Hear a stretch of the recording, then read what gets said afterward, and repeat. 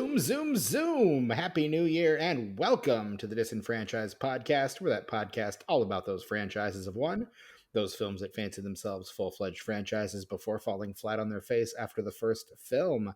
I am your host, Stephen Foxworthy, and joining me, as always, the man who knows just how long a baby needs to be in the microwave. It's my co-host, Brett Wright. Hey, Brett.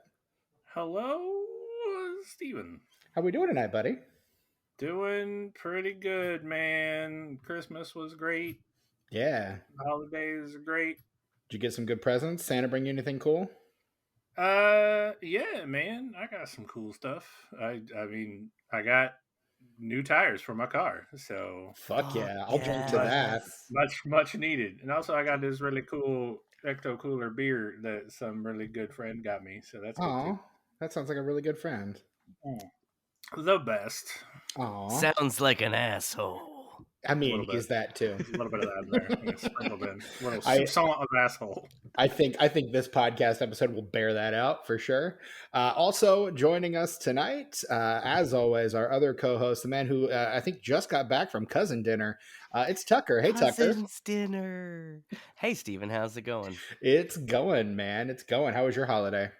I also had a fruitful holiday. Not only did I get to hang out with the families, and I'm hanging out with various friends while I'm here in town, but my sister got me the Jim Varney biography book. You sent us that, yeah. Dude, I can't wait to read that, dude. When you finish it, we're gonna have to cover that first Jim Varney movie, the first one where he plays Ernest, like the Dr. Ernest Otto. Goes to Camp? No, before that. Okay. We We have to tie that into the obscure like art house film that they made about one of the characters from the Ernest TV show that's not for kids. We'll put that we'll do like a half a theme month or like a theme week.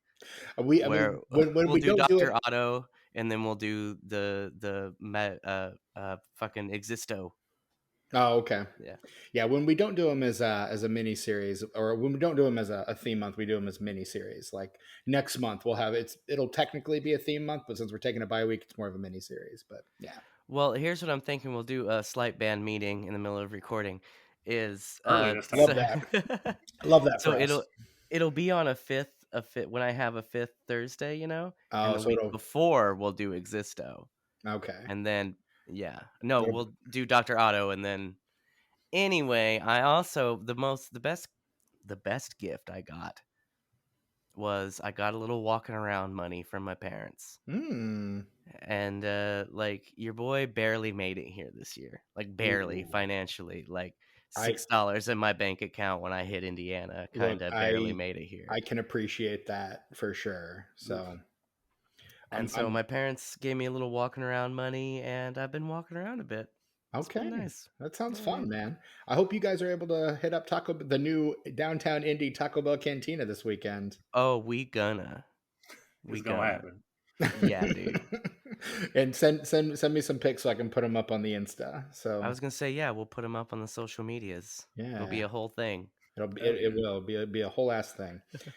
But it is the end of 2023. This is our very last episode of 2023. This episode drops on the 28th, so we're recording it on the 26th, so that's extra fun. It gives Tucker like no time to edit. Straight up deadlines. But this episode drops in just a couple days as we're recording it. But as we have done since the very beginning, we are covering a failed franchise starter from the year in which we are currently existing. We've done some pretty wild ones over the year. I think last year we did Morbius, because what the fuck else were we going to do? But this year, we've been. That wasn't last year, was it? Yeah, it was 2022. Yeah, it was. Yeah. Oh, Jesus Christ! Time is an illusion. That was the last one I edited before I was full-time host. Correct. Yeah. It was Morbin time all up in this bitch. Yeah, I have no memory of that. I mean, well, I felt lucky that I got in right after the line, because I have no desire to see Morbius, and I still haven't. So fuck yeah, dude. It sucks. Yeah. It's bad. I believe it. Still, you know what? Worse, I think, than the movie we're covering today, for sure. Uh, and Absolutely. and this one we've teased out for a while because Tucker saw this one and kind of insisted that we when I hinted that this was going to be one that we could potentially cover as our end of year, he's like, oh, no, that's the one we are going to cover. We have to. And Tucker is the squeakiest of wheels, so he tends to get his way. Tucker, what fucking movie from 2023 are we covering today? We are covering the straight up Flash. We are covering The Flash, 2023's The Flash, directed by Andy Muschietti, with a screenplay by Christina Hodson, story by John Francis Daly, Jonathan Goldstein, and Joby Harold, Although I think starring it's pronounced machete. Machete, machete, machete, machete. um, starring Ezra Miller, Sasha Kaye, Michael Shannon, Ron Livingston, Maribel Verdú, Kiersey Clemens, Ancha Trau, Michael Keaton, God, and then just cameos, cameos. Ben Affleck, George Clooney, Jeremy Irons, Tamura Morrison, Gal Gadot, Jason Momoa. Who else? Fucking Nikolai Coster-Waldau has a cameo in this bitch. Aquaman's dad. That's Aquaman's dad is Tamura there. Nicole Morrison. Kidman. Nicole Kidman is his wife, right? That's what I heard. She That's who she that in is on the couch. in Aquaman she is, but not in this Okay. movie. No, No, that's not her like in a fat suit. They no. stopped doing that though, right? They stopped doing fat suits, right? God, I hope so. Okay. And then computer generated images of Henry Cavill, Jai Courtney, Nicolas Cage. Um, who else? Helen Slater, Christopher Reeve, George Reeves, and Adam West. I think. Did I get everybody? I don't know. Probably not. I'm sure we'll. Who the fuck cares? Yeah, seriously. But what a cast! What a picture! You guys, I like this movie a lot. I know you do, And buddy. that's one of the reasons why I'm really glad we're talking about it, because I know you guys probably didn't like it that much. And like this time, look, you guys, I tried so hard not to like this movie this time when I watched it. I just want to fit in, you know? But like I If you want tried to be one so of the cool hard. kids. Tried so hard not to like it, but damn it, I had such a good time when I watched this movie. This is the 4th time I've seen it since it came out. Good lord, dude. And despite it on repeat viewings, the third act being a little slow, I still have I really love this movie. I like it a lot. It's my favorite DCU movie. I And I like a lot of the DCU movies, like unabashedly. I've heard a Not lot of all of people them. say it's one of the best, and Not I all of them. I watched this movie and I'm just like, I don't see it, but Well, That's too bad. I really don't like this movie, but I'd agree with that. But I, in general, don't really like any DC EU movies at all.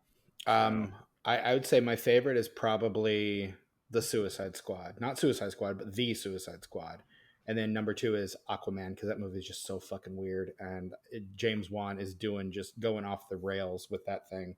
You see, I didn't care for Aquaman at all. I just think it was boring.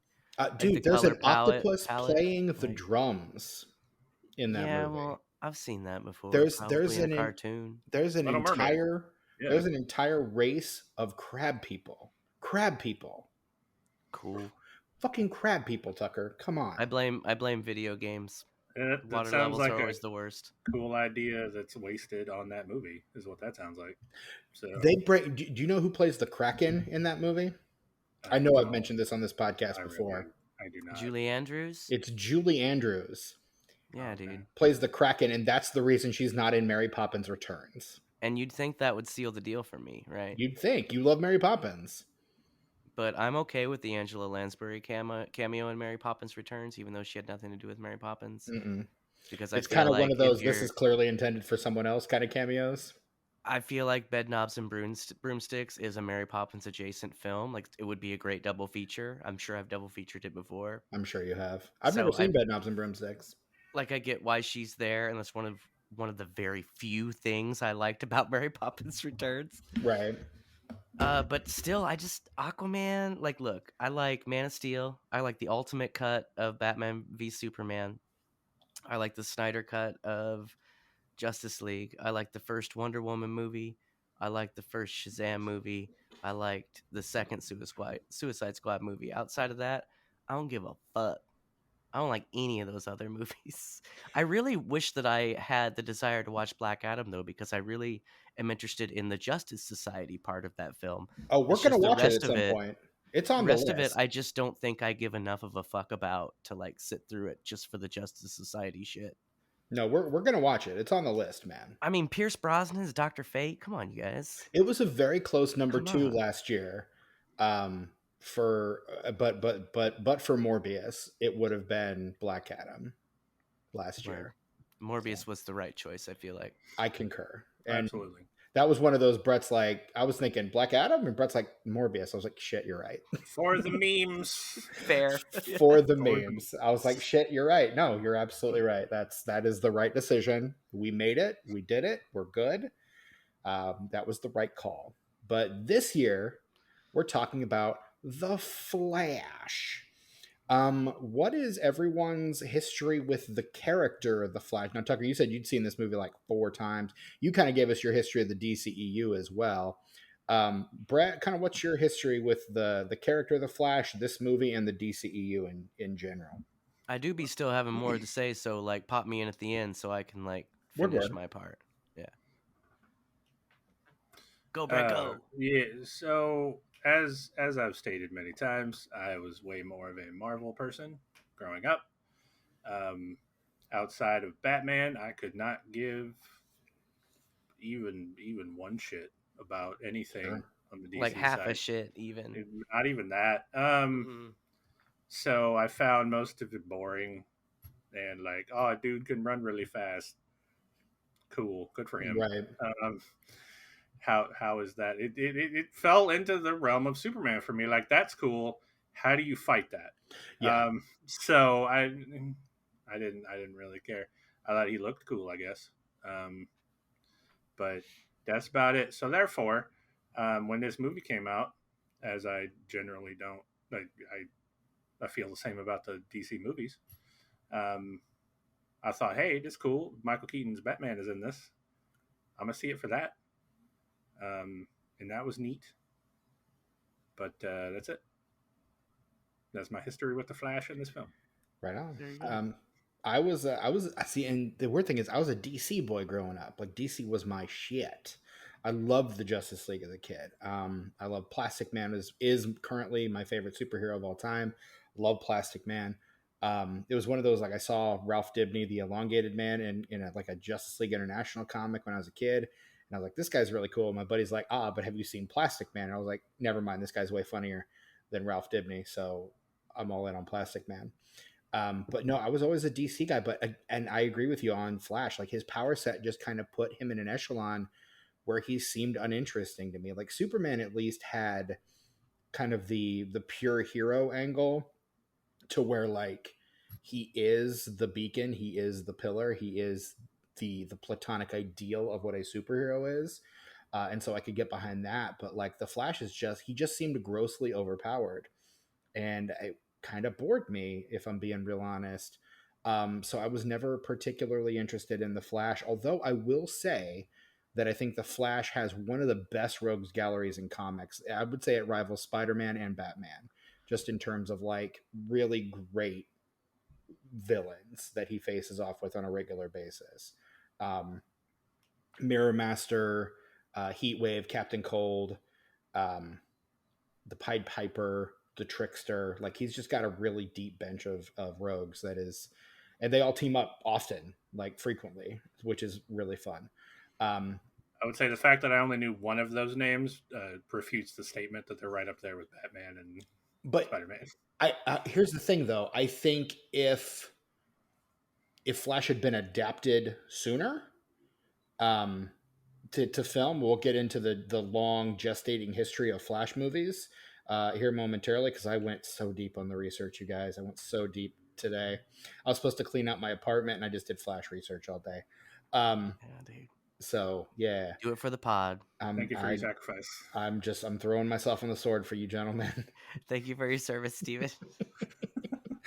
But I think if he'd been adapted sooner, I think. But I mean, if you're like into the comics, then it's kind of one of those, if you know, you know. kind of things. Like if you know DC Comics the way I do, like those guys show up and show out. So no, I'm definitely into the Flash as rogues. I think they're really great.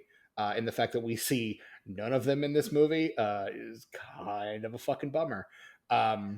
One of my gripes about this movie, to be honest with you, you've got this great bench of rogues and you use General fucking Zod.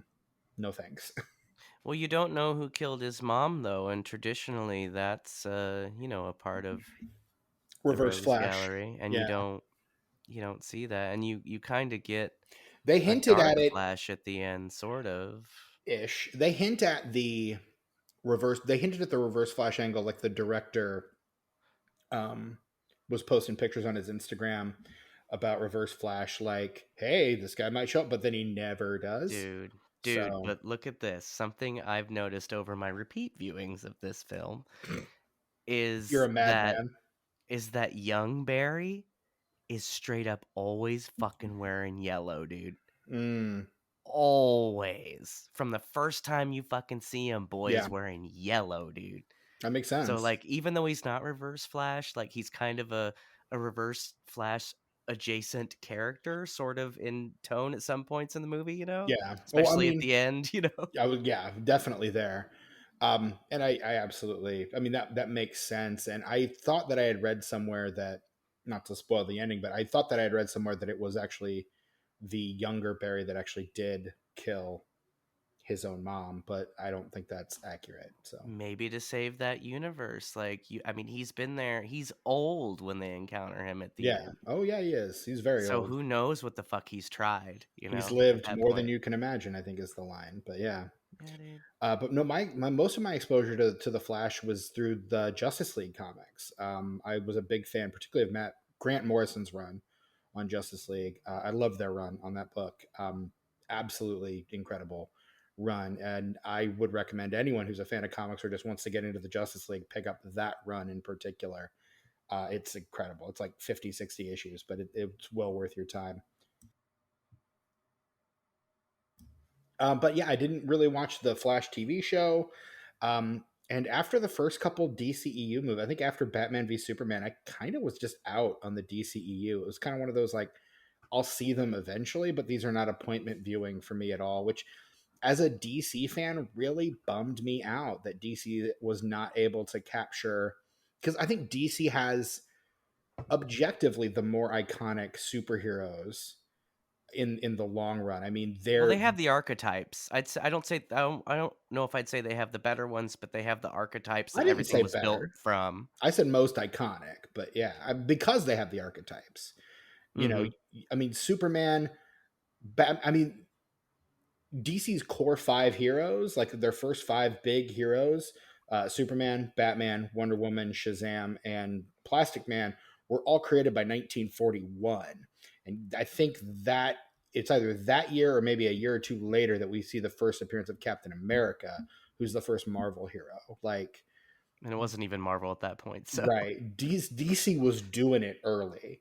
Mm-hmm. So I mean, they Oh, have they're the OGs for sure. for sure, and so it really irks me as a fan of DC that Warner Brothers has not been able to capitalize on these really incredibly iconic characters, and with the exception of a few movies and older movies at this point, like the original Richard Donner Superman or um, maybe the first couple of Christopher Nolan Batman films, that we've never gotten a really true to the comic portrayal of these characters. It's always kind of been like, I have a take or I want to try something, rather than just being something that's really true to the book. Although Schumacher captured the goofiness of that Silver Age stuff really well. Well, and I would argue that the Batman 66 series reflected what Batman was at the time It in the did. comics pretty I'm well. I'm talking film specific. I guess there was they Well, did do they that did make a movie, Steven. future episode of this podcast. Yeah, Oh, I can't wait. I fucking love that movie. I it's a love it great so movie. much. It's such a good movie. Um, but yeah, like and yeah, you're absolutely right. That is a very good reflection of the '60s era Batman, like that Silver Age goofy Batman. But and with the exception of Batman and like Superman, DC has always been really reticent to make films about their characters, and because of that, most people don't know who a lot of those characters are because they just haven't shown up in stuff. So like you have to really know the comics to know who those DC, a lot of those DC characters are. Whereas Marvel was, even from the, I would say probably the 80s, really good about trying to make as many movies with as many of their characters as possible. A lot of that was to save themselves from bankruptcy, but you know what I mean. Like Marvel was always really was a lot better about putting them into different mediums, and DC has just always kind of been slow to do that, and it's frustrating as a guy who really liked DC growing up, for sure. Which is why I would refute the iconic statement. I mean, yeah, they're Superman, maybe, Batman, maybe, but the rest of them, I don't think so. Especially not nowadays. After the MCU happened, nobody would Well, consider any of the DC heroes iconic except for maybe Batman and Superman. but again, I think there's a difference between like popular and iconic. Um, No, there like is. I'm taking that into account, and I still don't okay, think they're iconic anymore. If they were, they might have been. They're not anymore. I mean, I would still say super. It doesn't get more iconic than Superman. It just doesn't. No, I Like, just said Superman and Batman. sure. The rest of them, no. The Superman and Batman, yes. Just I because mean, Hold of on, Wonder how. Woman, not Wonder Woman, no Wonder No, Woman in part there. of what no. I love about Grant Okay, Morrison's okay. run on Justice League is he does not see the Justice League as a group of superheroes. He sees superheroes as a modern day mythology. And so for him, the Justice League are the gods on Mount Olympus looking down on all of us. He puts the Justice League Watchtower on the fucking moon so that like they literally are on the mountain looking down on the earth. And he gets these different characters specifically for their relationships to the Greek pantheon, and it's an incredible read with that in mind. I think so. I Yeah, I would They touch on that recommend a lot in Kingdom Come too. they do. I would recommend Kingdom Come, Brett, to you, and I would recommend Grant Morrison's Justice League to you. No, I've read Kingdom Come. Kingdom Come's great.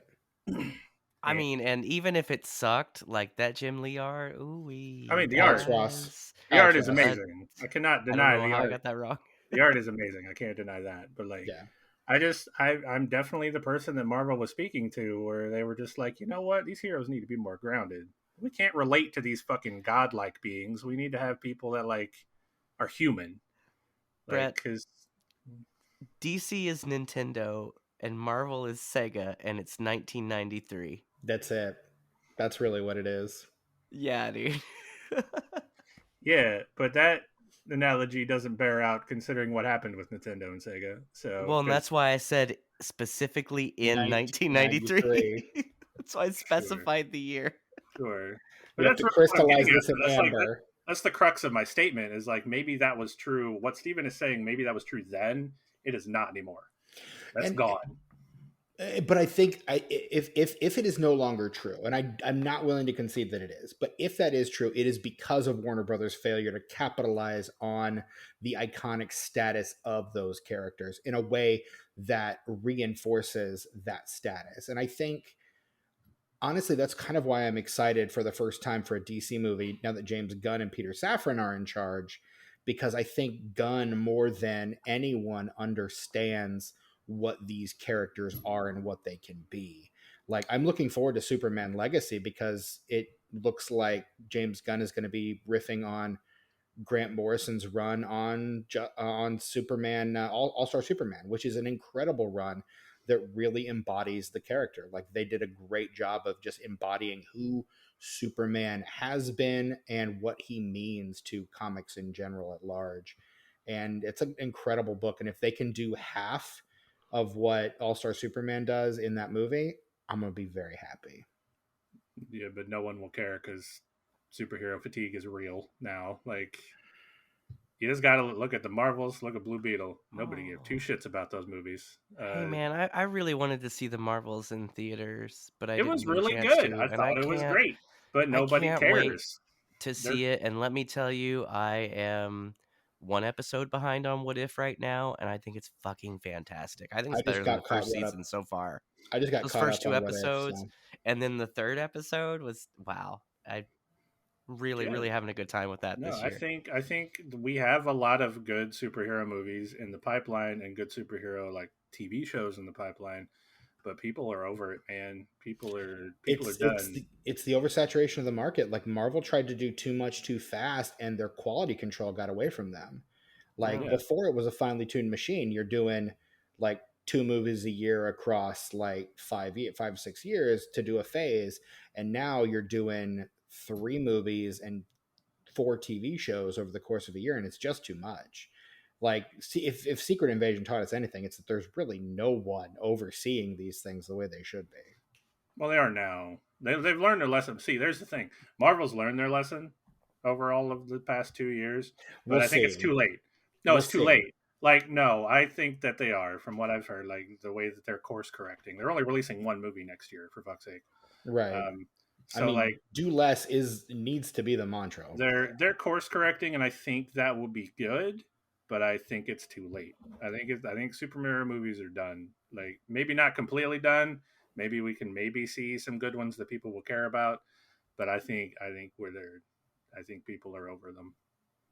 I think we're in a good spot to where we're gonna get some real fucking weird ones now, because they're I gonna just start throwing shit at the wall, and I can't wait for that. That's what I want. I I want cannot wait to see what sticks, dude. I want them to get fucking weird, like they were in like the late '90s when no one fucking cared about superhero movies, and superhero movies were just like, we got a Mystery Men movie in 1999. Well, Like, dude, we got the special last year with fucking Man Thing and Werewolf yeah, by Night. Like, give me more of that shit. Let's go into other genres that maybe don't have as much to do with like the main story. yeah. Like We even something like Moon Knight. Like, is Moon Knight ever gonna fucking show up again? I don't know, but that was a fantastic fucking That is one show. of the course correction things I've heard is now rated R movies are not off the table anymore for Marvel. right. We I you mean, got that Deadpool coming up. well, and you Right. have your first F word in a Marvel movie, and in Guardians earlier this year as well. Yeah. So I think we're gonna get some weird off the wall. I think we might get some horror shit. I'm excited. yeah, I know you've been looking forward to the horror shit. I think the first off the wall thing that Marvel did was Guardians of the Galaxy, and that paid out like a slot machine for them. Like, it put these characters that no one had ever fucking heard of on the map. They So put them at the top, dude. They didn't they put them on the really map. did. They just shot right to the fucking top. And but see, that's part of why I'm excited for James Gunn's take on DC, because he took these incredibly weird characters and gave them so much gravitas and so much life that people were excited to see them. And if he can do that even with the Suicide Squad, a group of characters that were pretty much reviled after that movie, with the exception of Harley Quinn, like, how much more could he do that for characters like Superman or the fucking Creature Commandos? I'm so excited for that book, or for that movie. That book is fun. And for us to be able to get like a Creature Commandos animated show, God, I'm excited for that. You know, I think I agree with you, Stephen, but also the statistics I think are against us, because I don't think film wise that James Gunn has made anything that's short of fantastic. So he's due for a stinker, dude. He's due for a stinker. There are some filmmakers, and there are not very many of them. There are a handful that have just never made a bad film. And maybe James Gunn will be one. Maybe. Steven, your optimism about DC in general is a sight to see. More Look, power man, to you, buddy. I love it. But here's the thing: him being named president or co-chair or whatever of DC Studios filled me with hope for a DC movie for the first time since Nolan left the Batman series. Like, I was excited for those. Like, because I think James Gunn understands story in a way that very few people leading a studio do, outside of maybe Kevin Feige, but he seems to be a little more hands off with the overall thing these days.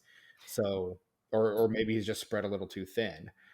Either way, like, it's not bearing out for Marvel right now, and I think Gunn has an opportunity to do something really cool. And I am prepared to be wrong. I've been wrong before. We'll be wrong again. It's a thing I do quite often. So I don't hope it fails, by the way. I don't no, hope it fails. I'm just saying statistically speaking, and I love everything that James Gunn has put out. Um, but I'm just saying, man, like I get it. even George Romero has Bruiser and Survival of the Dead, man. Like Yeah, it's bound to happen at some point. I hope it doesn't. I I get it, really man. do. I do. I get it for You sure. got to figure out a way to get people back on board at ground zero, start over And I without like making it clear that you're doing that, because that was apparently supposed to be what Blue Beetle was, and nobody fucking knew that. So that this was, I mean, this movie was supposed to reset the bar for the whole universe, and the ending, I think, muddies that incredibly.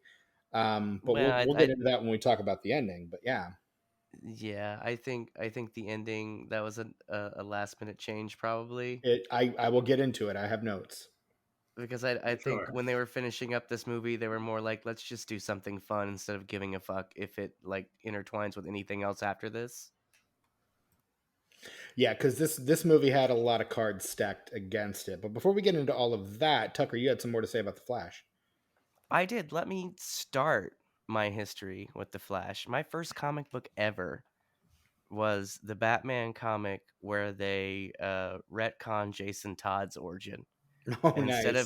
instead of him being a carbon copy of Dick Grayson, trapeze artist parents and all, Hmm. he's a kid that lives on the street stealing Batman's fucking tires. Correct.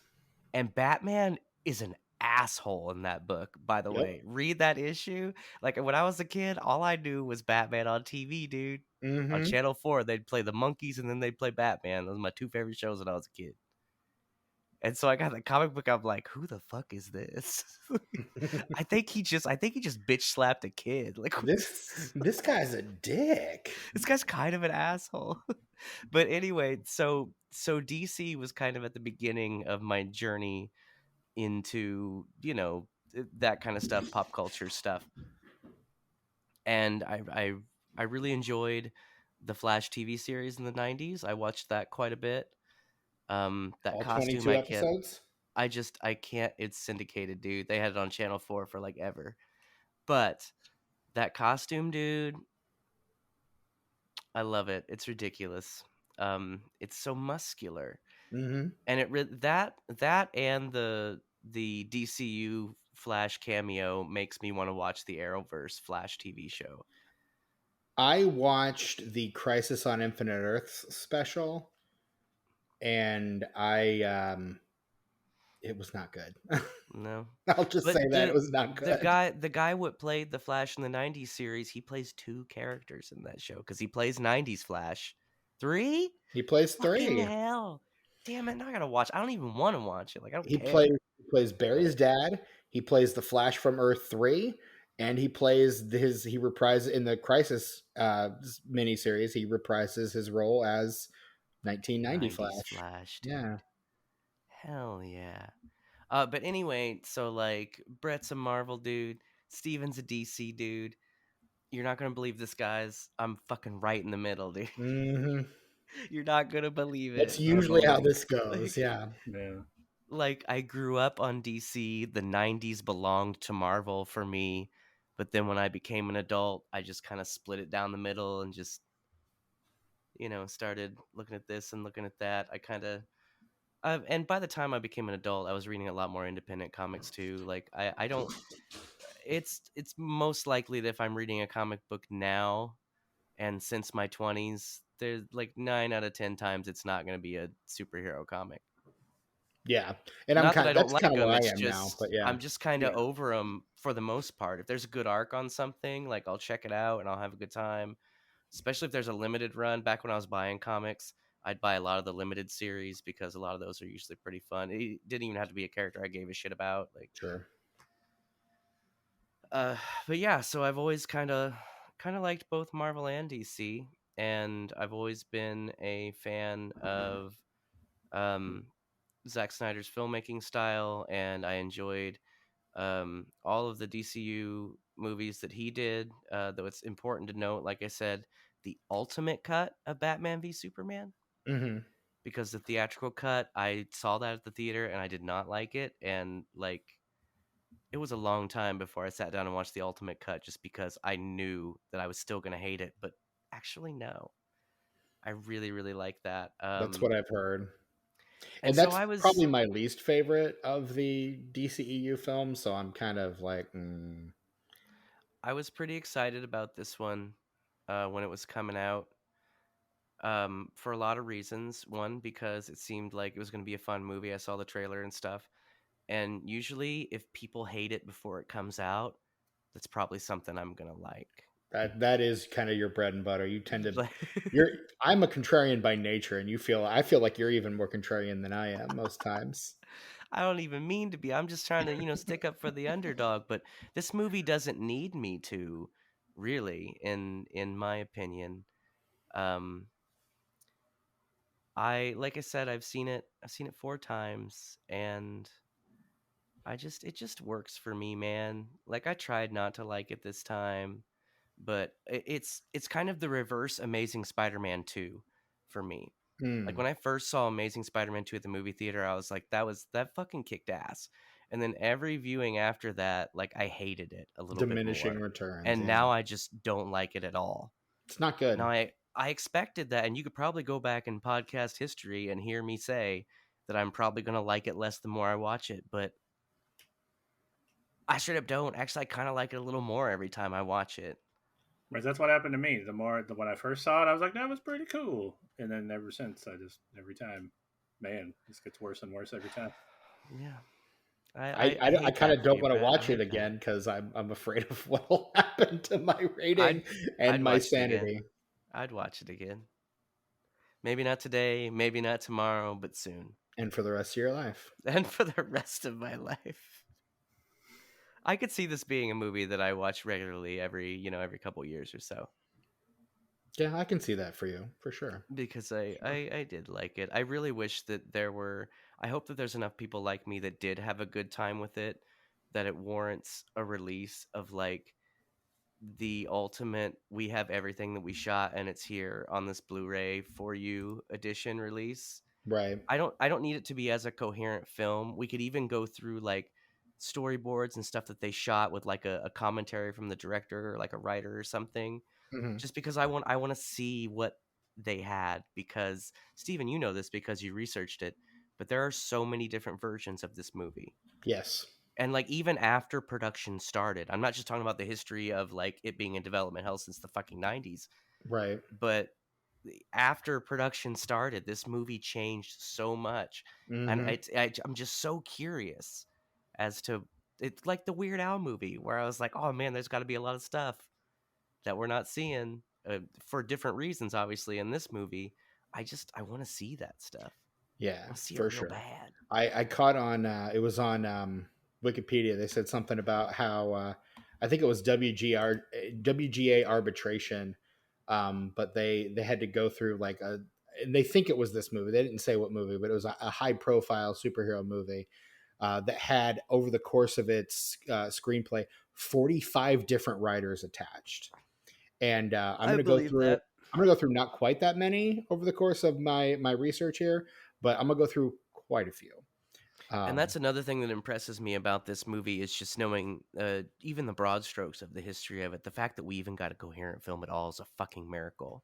I mean, it kind of depends on how coherent you want your film, but yeah, Oh, there's plot holes that you could drive a Winnebago through, sure. yeah. But it still Oh, tells a story, an understandable story, that you can understand and follow. your mileage may vary, but yeah, I think we all know where I'm coming down on this one.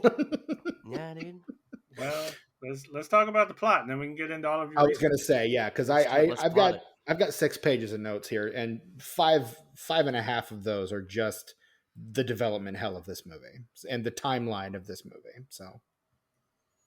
So yes, let's do the plot in 60 seconds. That's a part of the show where, at the behest of the D6 of Destiny, we will decide which of the three of us will recount the plot of 2023's The Flash in 60 seconds or less. Brett has assigned each of us two sides of a D6. Brett, which of us has which sides? And let us know when you roll. See, I'm going to be using my new revolver bullet dice.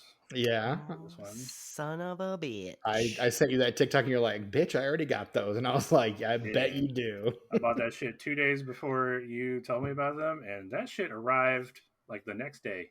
Nice. I don't know how they were able to like overnight that bitch in the middle of Christmas season, but they did. Good for them. We're happy Straight about up, it. it's the straight up flash works there, dude. There we go. That's what it is. That's it. It looks like a fucking bullet. That is my D6 bullet. That's wonderful. So who's got what side here, man? Man, I really should have written down what I've assigned to all this. I think I'm 1 and 2. And I'm 3 and 4, and Tucker's 5 and 6, I believe. There we go. So Yeah, it's the pecking order. Word. Yeah. And that is a 1. That's a 1. Is that a 1? That's No, it's a. These are it's a hard to 6. read. I'm going to be honest. These are hard to read. Like, let me show you what these numbers look like. That's Really cool, hard to read. Ever since I got assigned 1 and 2, Brett's been rolling like exclusively 1s. Does anyone else notice that? Well, there was that whole season that it was all Brett, so. Yeah, and then the next season it was all me. Yeah. Oh, damn it. It was all you, then it was all me. I was really fucking hoping I wasn't going to have to be the guy to do the plot on this one. Well, you don't have to be. Somebody want to volunteer? Do you want to volunteer as tribute? Do we want to make that a rule? Like, if you really don't want to do a plot, somebody can volunteer as tribute to take your place? Yeah, but who's going to? I would figure you would. You love this movie. Yeah, but I like having fun watching you struggle through it. Yeah, I bet you do. Bitch. It makes for great content, dude. That's what we do. We're you know. All right, fuck it. Making them contents. This is gonna fucking suck. Those are the best ones. You always get so disgruntled about it, but like those are the best fucking ones. Oh man, Come on, Speed Racer this shit, Steven. I am legitimately watching this movie going, I hope I don't have to do the plot for this one, because this is so plot dense in the worst way. It's like I almost want to volunteer because just to call Steven out just and be to like, prove yeah, I can me do wrong. this in 60 seconds. Like, I mean, I can, but easy peasy, lemon squeezy. Good, but okay. Put 60 on the clock. Let's do this, bitch. I believe in you, Steven. You can do this. I don't know what's up with us, but we've been saying bitch a lot in the last like 5 minutes. That's weird. Didn't straight up do it, dude. I'll pull up the Wikipedia and do it if you want me to. No, I'm doing it. The D6 spoke. We must tribute. You know what happens when we defy the D6 or the coin of justice, which I found, by the way. It is in my wallet. It is right over there. Oh no, what happens? Has bad things happened before? Yes. Oh. I don't remember. But all right. If you say so, I guess. All right then. You let me know when you got 60 on the clock. Give me the 30 and the 10. Yep, cool, go. Okay, so the Flash is he wants a sandwich, but he has to save Gotham, and then he does, and Batman and Wonder Woman are there, and then he goes and gets his sandwich, and he meets Iris, and she's cute, and he likes her, but he's super awkward, and his dad's going to prison for killing his mom, but he didn't do it, but the footage is grainy, so he can't prove it, so he decides he's going to go back in time by running really fast, and he changes the past, but then he also changes the future and the past, so his mom's alive, but like Michael Keaton is Ben Affleck, and Superman's not there. It's Supergirl, and then Zod comes, and he gives his past self powers, but then he loses his powers, and then he gets his powers back through Supergirl, and then they fight the Kryptonians because they don't want to use the Flash's Rogues Gallery for some god-awful unknown reason.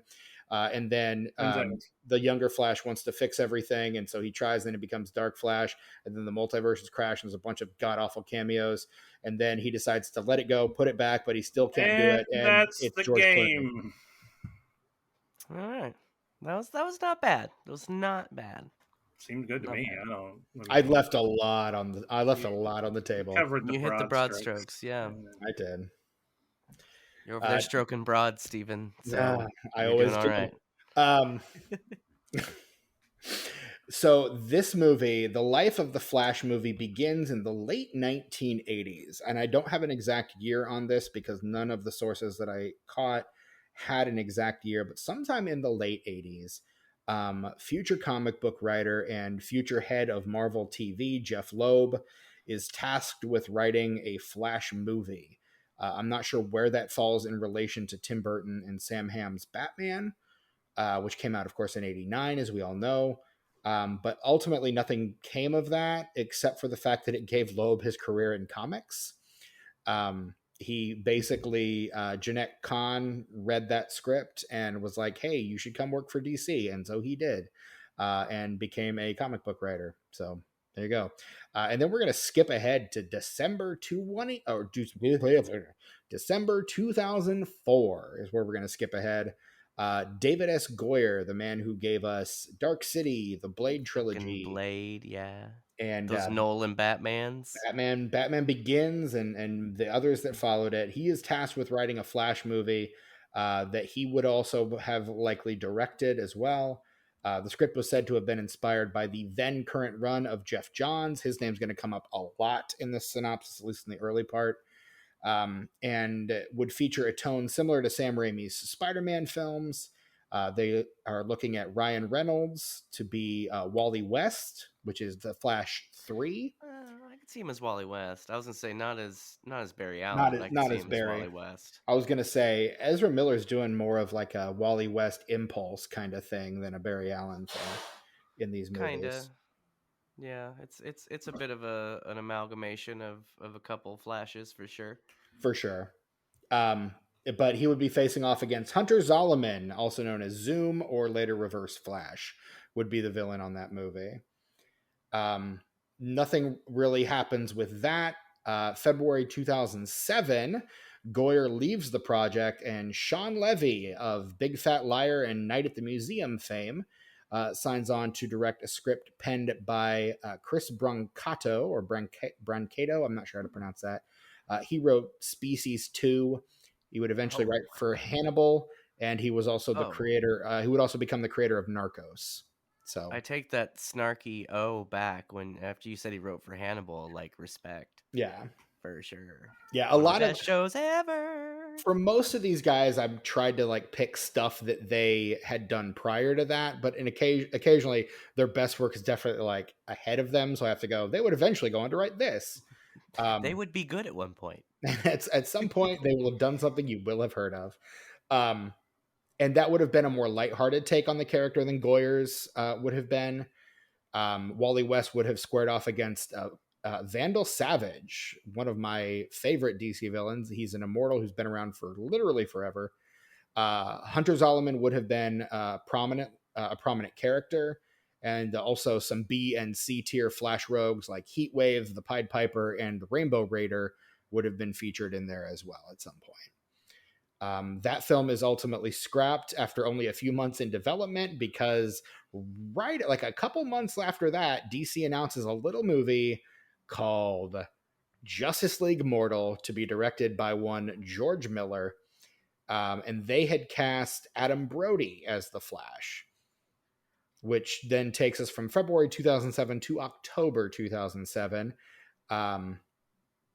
David Dobkin of Shanghai Nights, Wedding Crashers, and Fred Claus fame signs on to direct the Flash spinoff from Justice League Mortal that would have starred Adam Brody, and the screenplay would have been written by Craig Wright, known predominantly at this point for his TV work on 6 Feet Under and Lost.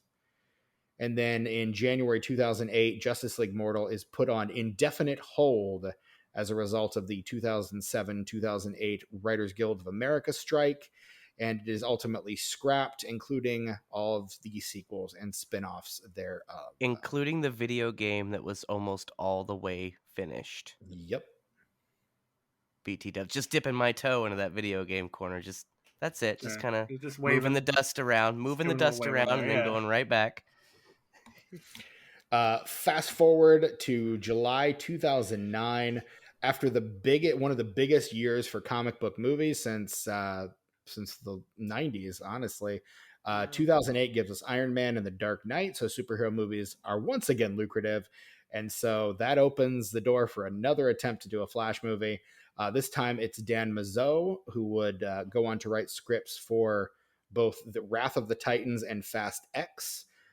He would craft the screenplay for a film that would be produced by Charles Roven, the man who gave us Angus, 12 Monkeys, 3 Kings, future episode of this podcast, Bulletproof Monk, Scooby-Doo and Scooby-Doo 2 Monsters Unleashed, and Batman Begins, among many, many, many others. Are you telling me that's the same guy what wrote Angus?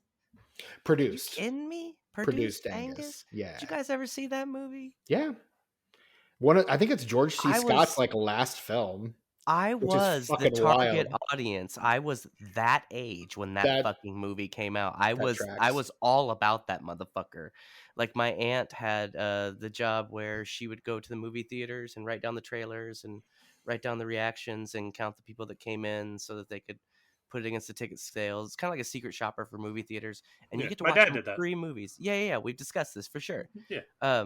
You get to watch free movies all day, and I think I watched Angus at the movie theater. I probably saw it 3 or 4 times at the movie theater, and then I bought the VHS. I knew when I put Angus down on the list, like I initially skipped Angus, didn't even put it on there, but I knew I'm like, I have to put this on here because I know this is Tucker. This is a movie that Tucker straight up loves. Yeah, I don't know. I haven't seen it in years. I'm afraid to watch it. I'm afraid to rewatch it because I don't want to sully the memory. Because from what I remember of it, I don't think it's going to hold up very well for me. Yeah, It's hard kind to of a say. time and a place thing. I do want to watch it though. I struggle with it every time I see it streaming somewhere, which it rarely is. But when I see it, I'm like, should I? I might. Ooh, I don't know. I just want to keep the good times, keep the memories, man. I don't want to fuck it up. So yeah, Charles Roven, super producer Charles Roven, was set to produce, and Jeff Johns, the comics writer, he's going to come on board as consulting producer for the movie. But that is ultimately scrapped in October of 2009 because DC couldn't figure out if they wanted to prioritize a Justice League movie or not. So that whole thing just kind of languished. That movie was scrapped, and they ultimately didn't pick up their feet on the Justice League movie either, which brings us to June 2010. Having been named the chief creative officer of DC Entertainment back in February, Jeff Johns tasks the writers of 2011's Green Lantern, which is to say, future Arrowverse architect Greg Berlanti, Smallville and eventual Logan scribe Michael Green, and Eli Stone creator Mark Guggenheim, to pen a Barry Allen-led film emphasizing Flash's athleticism. In fact, Guggenheim described the film as something like a sports movie. And then after Green Lantern, see our past episode on Green Lantern, after that movie disappointed, that movie was the Flash movie was ultimately scrapped as well.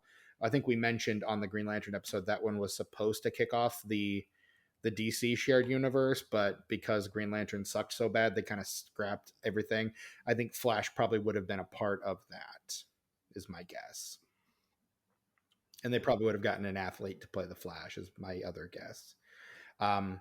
July 2013, with the success of Man of Steel the previous month, DC announces its intention to create a shared universe of films, which would eventually be called the DCEU.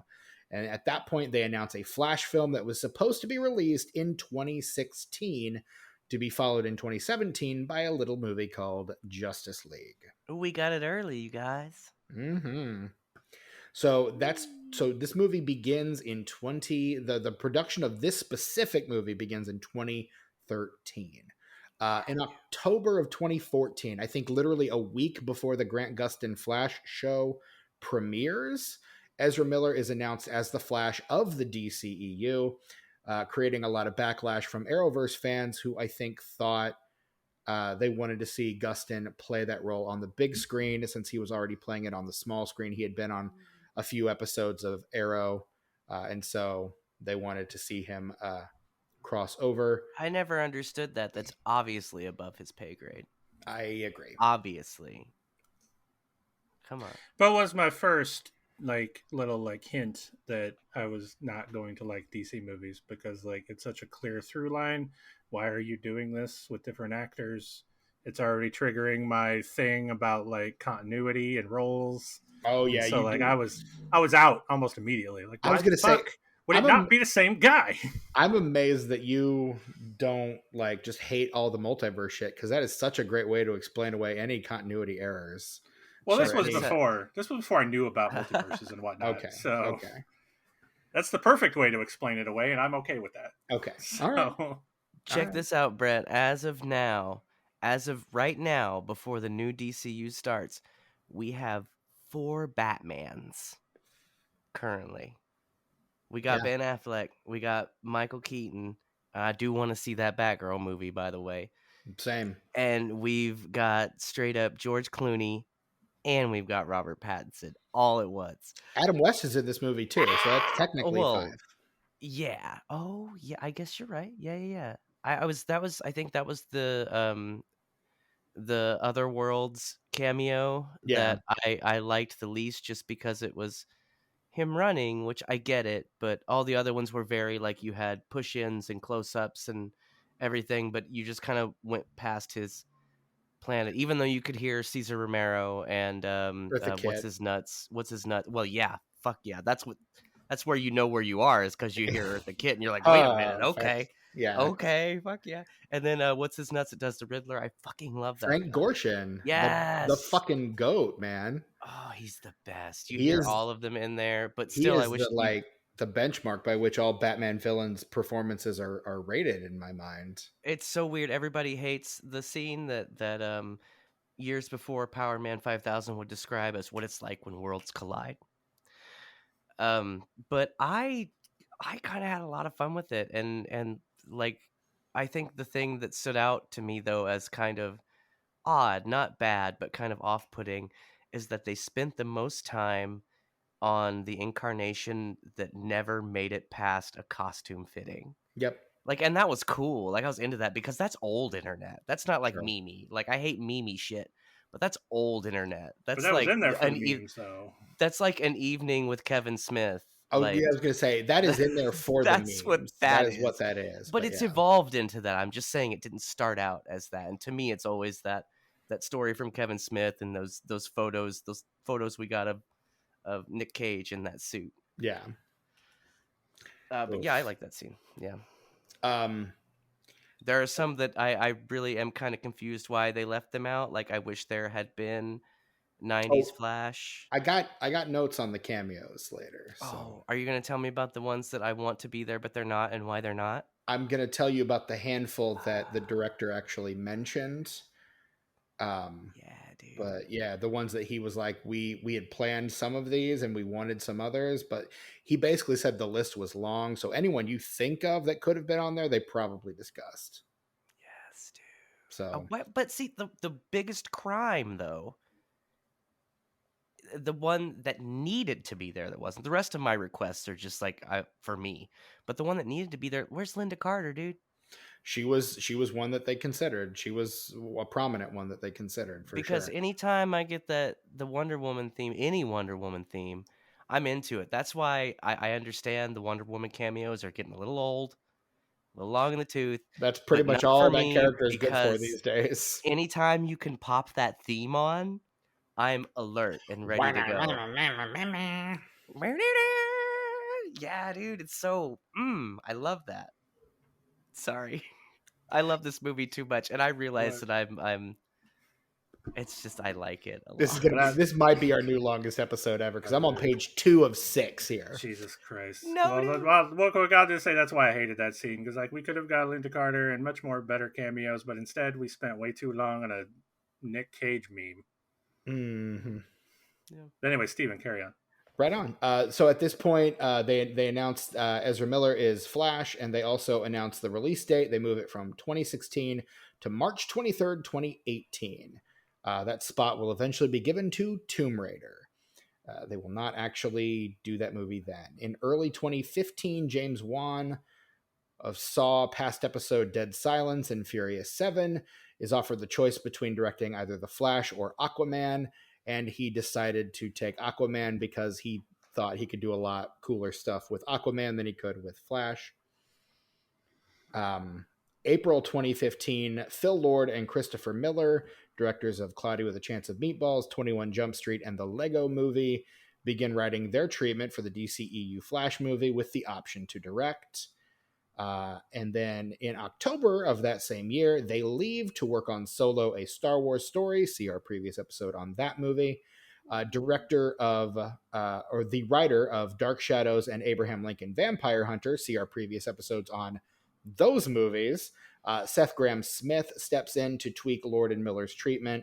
And he would have directed the film as well, making that his directorial debut.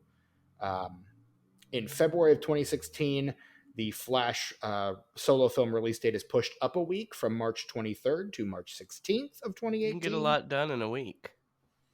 and apparently they didn't think he needed to. So, and then the next month, March 2016, Ezra Miller appears in a brief cameo in Batman v Superman: Dawn of Justice. The month after that, April 2016, Graham Smith leaves the project over creative differences. Keep those words in mind; they're going to come up a lot. June 2016, Rick. I'm gonna mispronounce this man's name, but I'm very sorry. Fumiya. Rick Fumiya, who directed Brown Sugar and Dope, went on to do several episodes of Ahsoka. He's brought on as director, tasked with working on making Graham Smith's script more relatable to the young people, to the young folks. Yeah. And apparently he had kind of a darker tone in mind, which got some pushback. His big contribution came the next month in July 2016. He casts one of the stars of Dope, Kiersey Clemens, from Dope, Transparent, and Neighbors 2, Sorority Rising. She's brought on to play Iris West, and she manages to stay on all the way through production. In August of the same year, and she got to be in Justice League, so yeah, cool. the second one, but yeah. Yeah. In August 2016, Miller appears another brief cameo in Suicide Squad. At that point, also Ray Fisher's Cyborg is announced as a main cast member in The Flash, and it's also announced that Gal Gadot would appear as Wonder Woman. Yeah, I'm living off a busy street now, so the street noise is going to be wild. Do you want me to take that again? No, dude. I love it. It's wonderful. You're riding your bike around while you're giving us just riding it. Flash history. Yeah, the cats are on mopeds, just like motocrossing all around the living room. The next month, September 2016, Billy Crudup from Almost Famous, Big Fish, and our previous episode on Watchmen signs on to play Barry's the father. Original dad. Yeah, he signs on to play Barry's father, Henry Allen. I liked Office Space Guy, though. He was all right. Yeah, he was fine. He did all right. I'll never know that man's name. He'll just be Office Space Guy forever. Ron Livingston. We'll get to him. I forgot. Office Space Guy. We'll get to him. I've got a few more pages to get through before I get to him. October 2016, weeks before production is slated to begin, Fumiya steps down as director, once again citing creative differences. The film is then put on indefinite hold while Miller leaves to go film Fantastic Beasts: The Crimes of Grindelwald, which gives the studio time to find a new director.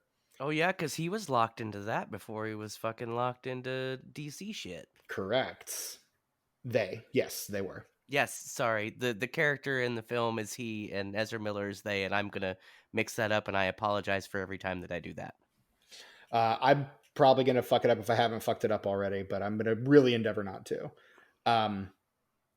In January 2017, Warner Brothers opts to take the film in a whole new direction. They hire Joby Harold, the person who wrote Awake, a future episode of this podcast, King Arthur, Legend of the Sword, as well, to do a page one rewrite. So just start over from scratch and take it from there.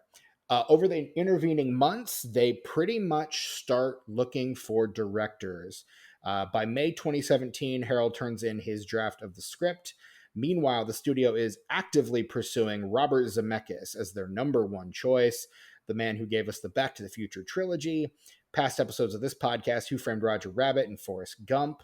He doesn't have it in it. He doesn't have it in him anymore. I agree. I wouldn't have put my stock in him at all. They're also pursuing Matthew Love Vaughn. You, Bobby Z. Just saying. Matthew Vaughn of Layer Cake, Kick-Ass, and the Kingsman films fame to direct the ones that had already by this point passed on the project. Sam Raimi, Evil Dead, Spider-Man, Mark Webb, the Andrew Garfield Spider-Man films, 500 Days of Summer, Jordan Peele, Get Out, Us, Nope, and Ben Affleck, Gone Baby Gone, Argo, and The Town. They had all passed on the movie, so DC has been trying real hard and coming up short pretty much across the board. Billy Crudup had already filmed some scenes for the then unreleased Justice League, but had to step down from the project while Warner Brothers looked for directors. Since it didn't look like it was going to happen, he just kind of stepped away. You guys, can I just pause this for just a second and say I'm sure that the audience is grateful that you are. that Ben Affleck is my favorite on-screen Batman. And he's my favorite on-screen Bruce Wayne. I think he's fantastic. And it makes He's me good. sad that he's not going to be doing it. And in this movie, you guys, like, this is a Flash movie about as much as Civil War is a Captain America movie. Like, Yeah. and I get that, but there's a lot of really good Batman shit happening in this movie. I love all the stuff with Ben Affleck. I love all the stuff with Michael Keaton outside of the forced callback lines, which I'm sure Warner Brothers was like, all right, dude, you got to put these two in. We don't care where you put them. And they just tried to find the best part for them. Bless their Yeah. hearts. The best part to put them in. Yeah. But I loved all the Batman shit in this movie. Like, the Batman shit's some of my favorite parts of the Ben Affleck stuff and the Michael Keaton stuff in this movie. I like Fantastic. I like Affleck's portrayal of Batman a lot. I just think the movies he's in are awful. I agree that the material is not up to snuff with his abilities and his take on the character, but I don't think those films are awful. So I kind of agree with you. If he had been given a really good script, I think he would be widely regarded as one of the best Batman, for sure. I'm just saying Affleck was the bomb as Batman, yo. That's all I'm saying. But also in Phantoms. Also in Phantoms. And Elijah Dushku's in that too. There's a really good Patsy Cline song in that. Have you guys not seen Phantoms? Let's watch Phantoms, you guys. Is that on the list? Put that on the list. Word, bitch, Phantoms like a motherfucker. Like there it is. A motherfucker, dude. Affleck, you to bomb in Phantoms, yo. We know you listen. Applesauce, bitch. What a fucking weird movie. Hey, Gus Van Sant's counting money. He's like, I don't have time for busy. this. Fuck off. Classic. Remember when Kevin Smith was good, you guys? What a time to be alive. What it's been a while to be alive. Pepperidge Farm remembers. Yeah, Pepperidge Farm does. So speaking of the Batman shit in this movie, July 2017, San Diego Comic-Con, it is announced that the film was now going to be operating under the new title of Flashpoint, based on the 2011 Jeff Johns event comic that rebooted the DC Comics line into the New 52.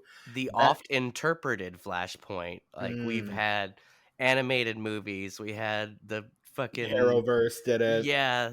That you gotta at some point. Like, it's a part of... It's a critical part of Flash stuff that you have to include now, no matter what he's in. It is to the Flash what the Dark Phoenix saga is to the X-Men.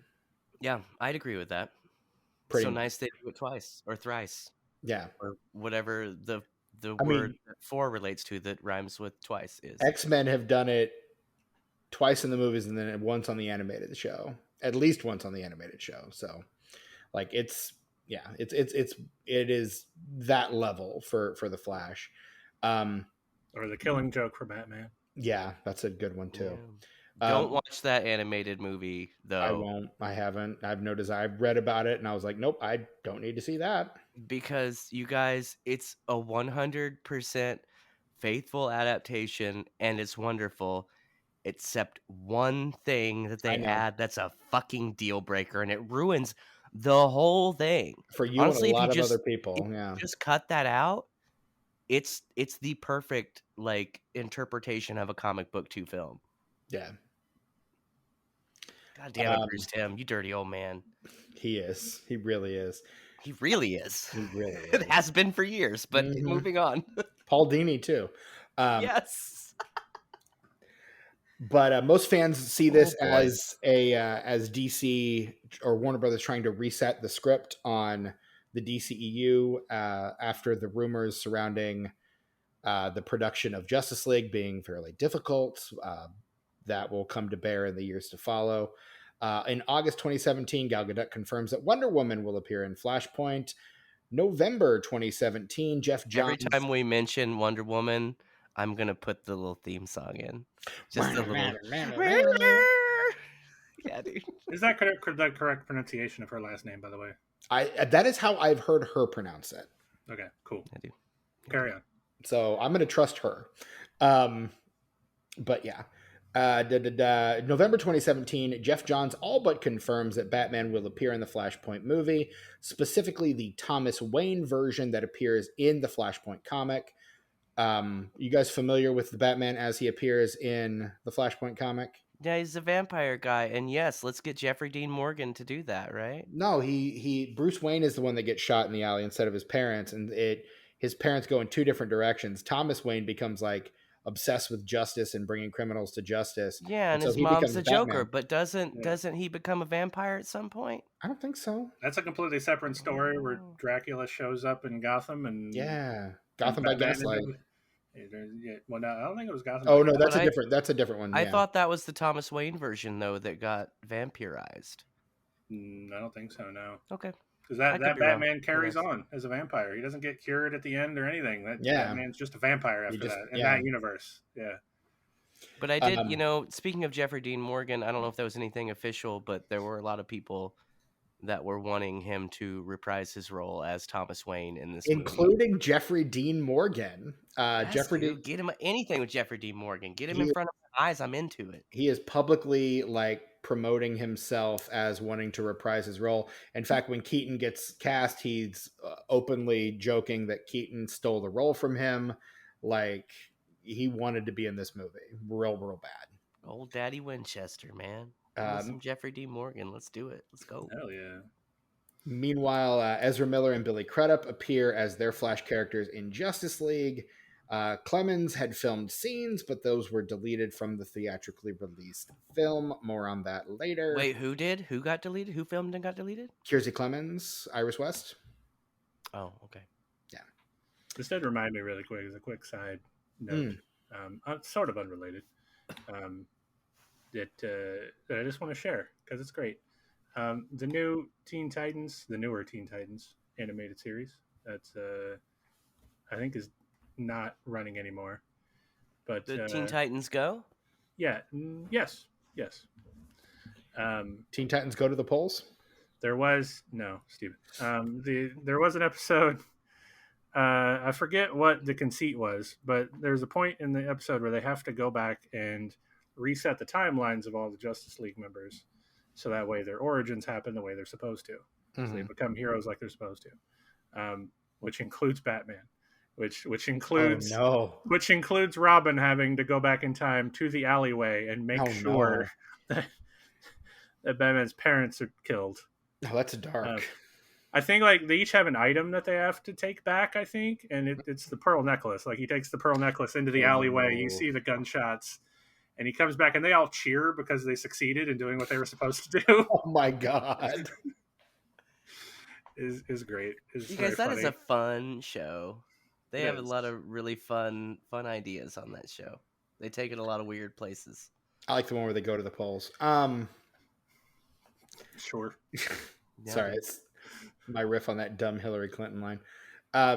January 2018, tired of waiting for Robert Zemeckis' schedule to free up, Warner Brothers goes ahead and goes after John Francis Daly and Jonathan Goldstein, directors of future episode Vacation, directors of Game Night, and eventually Dungeons and Dragons: Honor Among Thieves. Oh, I liked that movie. You both did. Yeah. As writer, you haven't seen it, Steven? You ain't watched it yet? No. You son of a bitch. You're a bitch. He brings them on as writer-directors, tasking them with making a more lighthearted film than what had been adapted previously. They get confirmed in March, and then on March 18th, that's when Tomb Raider comes out, because that was the original release date for The Flash, and it doesn't really have a release date until later. April 2018, the title reverts from Flashpoint back to just The Flash, although the script does retain obvious Flashpoint references. October 2018, filming is set to begin in February 2019, but Ezra Miller is in Fantastic Beasts: Secrets of Dumbledore, and so that delays filming once again. Warner Brothers sets the film's release date to sometime in 2021, just vaguely off in the distance. You know what would be really fantastic marketing is if the soundtrack to Fantastic Beasts is called Fantastic Beats. Mm. You're on. And That's where all to I got. find them on That's this all I got. soundtrack. Yes. Uh, Moving on. March 2019, Ezra Miller, concerned with the lighter tone the film is taking, seeks out comic scribe Grant Morrison, my favorite, That's your boy. to It's help. your boy. Person, but yeah, Grant Morrison also they them pronouns, also non-binary. But Grant Morrison to help them pen a new script that Morrison described as a flash story with sci-fi elements akin to Back to the Future. In May, Warner Brothers rejects that Starring script. Eric Stoltz, right? It's the Eric Right, Stoltz one that they're basing that on, right? of course. What else? Yes. That's fun. You guys, that's fun. Let me show you my tattoo. Hang on, let me hoist my leg up here. You guys, that's one of my favorite scenes is because I've lived in that apartment before. That does not You surprise me guys, I even a little really, bit. really have.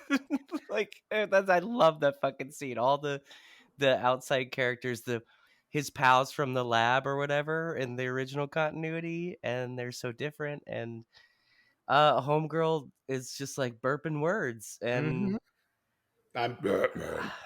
yeah, Right down dude, to the fridge with barely anything in it. Mm-hmm. it's fantastic. I really liked that. Just Sorry. a rotting hunk of broccoli and um. Yes.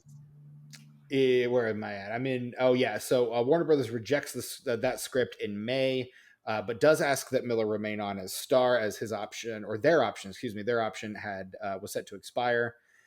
July 2019. Daly and Goldstein leave the film. Guess why, guys? Want to take a guess as to why? They was it because I don't know. Creative What? differences. Oh, I I can't know. believe that. That's strange. So it's strange. never happened before. No. Never will again. Christina Hodson, who would write a future episode of this podcast, Bumblebee, and the then upcoming Birds of Prey film, she is brought on to write the Which I thought was screenplay. fine. I It was liked it. okay. I liked it. I always forget about it as far as DCU movies go, but it was pretty all right. It also has one of the best looking sandwiches ever to appear on a film screen. So Yeah, dude. that bodega breakfast sandwich, holy shit, that looks so good. But she's brought on to write the screenplay, and Daly and Goldstein do receive a story credit. So basically, she's using their idea and building on it. Andy Muschietti of Mama, It, and It Chapter 2 takes over as the film's director. And filming is set to begin in 2021 after Miller's commitments to Secrets of Dumbledore wrap. Look, I hope this doesn't put him in director jail. Because yeah. like I liked those It movies, and say what you will about this movie, it outside of objectively some of the CGI, it looks fantastic. Like when you really sit and pay attention to this movie, there's so much visually going on that That it's CGI pretty though. subtle, that is pretty fucking brilliant. I love the way this movie looks. And I know I don't believe the director that the CGI was supposed to be shitty, I but think in one scene it was, but other I than that, do it was think not. I do think for me specifically in the big Worlds Collide cameo scene, I think it kind of works for me in that context. I know I think it's bullshit that it I was think meant to that's where be, it was but supposed to look shitty because that's not a really, real place. yeah, because that worked for me. That really, really fucking worked for me. Like, I think in the chronosphere, whatever the fuck they call it, I think that's where it's supposed to look shitty. But like the baby shower at the beginning, that's not supposed to look shitty, and it really does. Oh, Those that's too fight much fun to scenes, care if it looks shitty for me. no, Which those fight scenes? The Batman fight scenes were all amazing. The Affleck one was great. All the Keaton stuff was. There was some specifically rubbery shit. specifically the Kryptonian fight scenes are really, and the ones in Look, Russia also are really look. rough. There's some rubbery shit with the Batman fight scenes, but I grew up on Blade 2, okay? Like I've seen bad rubbery CGI people, and these are not that bad. Not distractingly enough. Not distractingly so for me at least. You I see, don't know. come on, Blade 2. Come on. He looks like Stretch Armstrong, Blade, coming down that fire escape. I mean, Come on, dude. And it's that's the Guillermo del Toro, dude. it's the best of the Blade movies by a country mile. I'll tell you I that. disagree. The first one's the best. The second one's boring, and the third one is fun, but it sucks.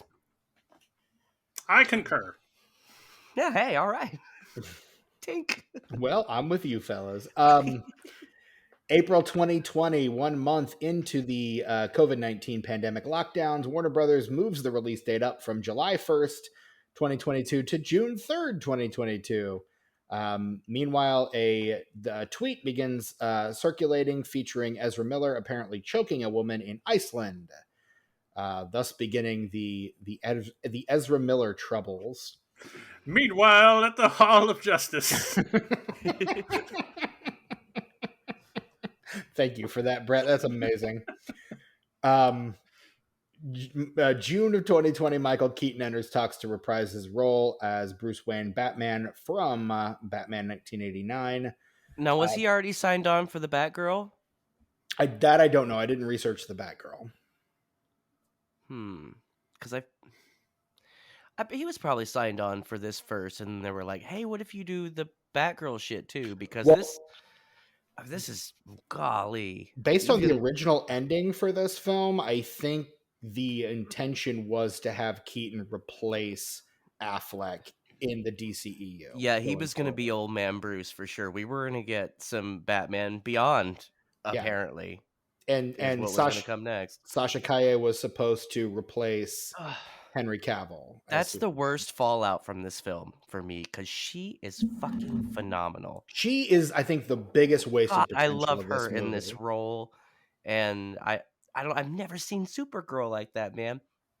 My Supergirl is the one they CG'd next to Christopher Reeve, man. Helen Slater, that future episode of this podcast, yeah. I loved that movie when I was a kid. Then I watched it when I was a teenager, and I was like, this is garbage. And I haven't watched it since. But I loved that movie when I was a kid. You will again. You'll get your chance. Don't worry. I can't wait to watch it again, because even though I don't like it, I'm excited to kind of relive it a bit and have fun with the fun parts that obviously appeal to my child mind. In August of 2020, both Keaton and Affleck are confirmed to be playing different versions of Batman. October 2020, Billy Crudup enters talks to rejoin the cast as Henry Allen, and the film's release date is pushed back, this time to November 4th, 2022. In January 2021, Ray Fisher officially leaves the film, claiming that he will never again work for Warner Brothers or play Cyborg in the DCEU as long as Walter Hamada remained president of DC Films. Because of all that Joss Whedon shit. Exactly. Hamada would eventually... I wouldn't work for him either. Fuck that. Hamada would eventually step down in October 2022, just before the release of Black Adam. February 2021, Sasha Calle from The Young and the Restless signs on as Kara Zor-El Supergirl, marking her first feature film, and Billy Crudup is also confirmed at that time to be returning as Henry Allen. Oh, she's mad in this movie too, and I believe it. I believe she's mad as fuck. Every time she gets mad, I'm like, oh, whoa, watch out now. Whoo. She's scary, dude. I love her.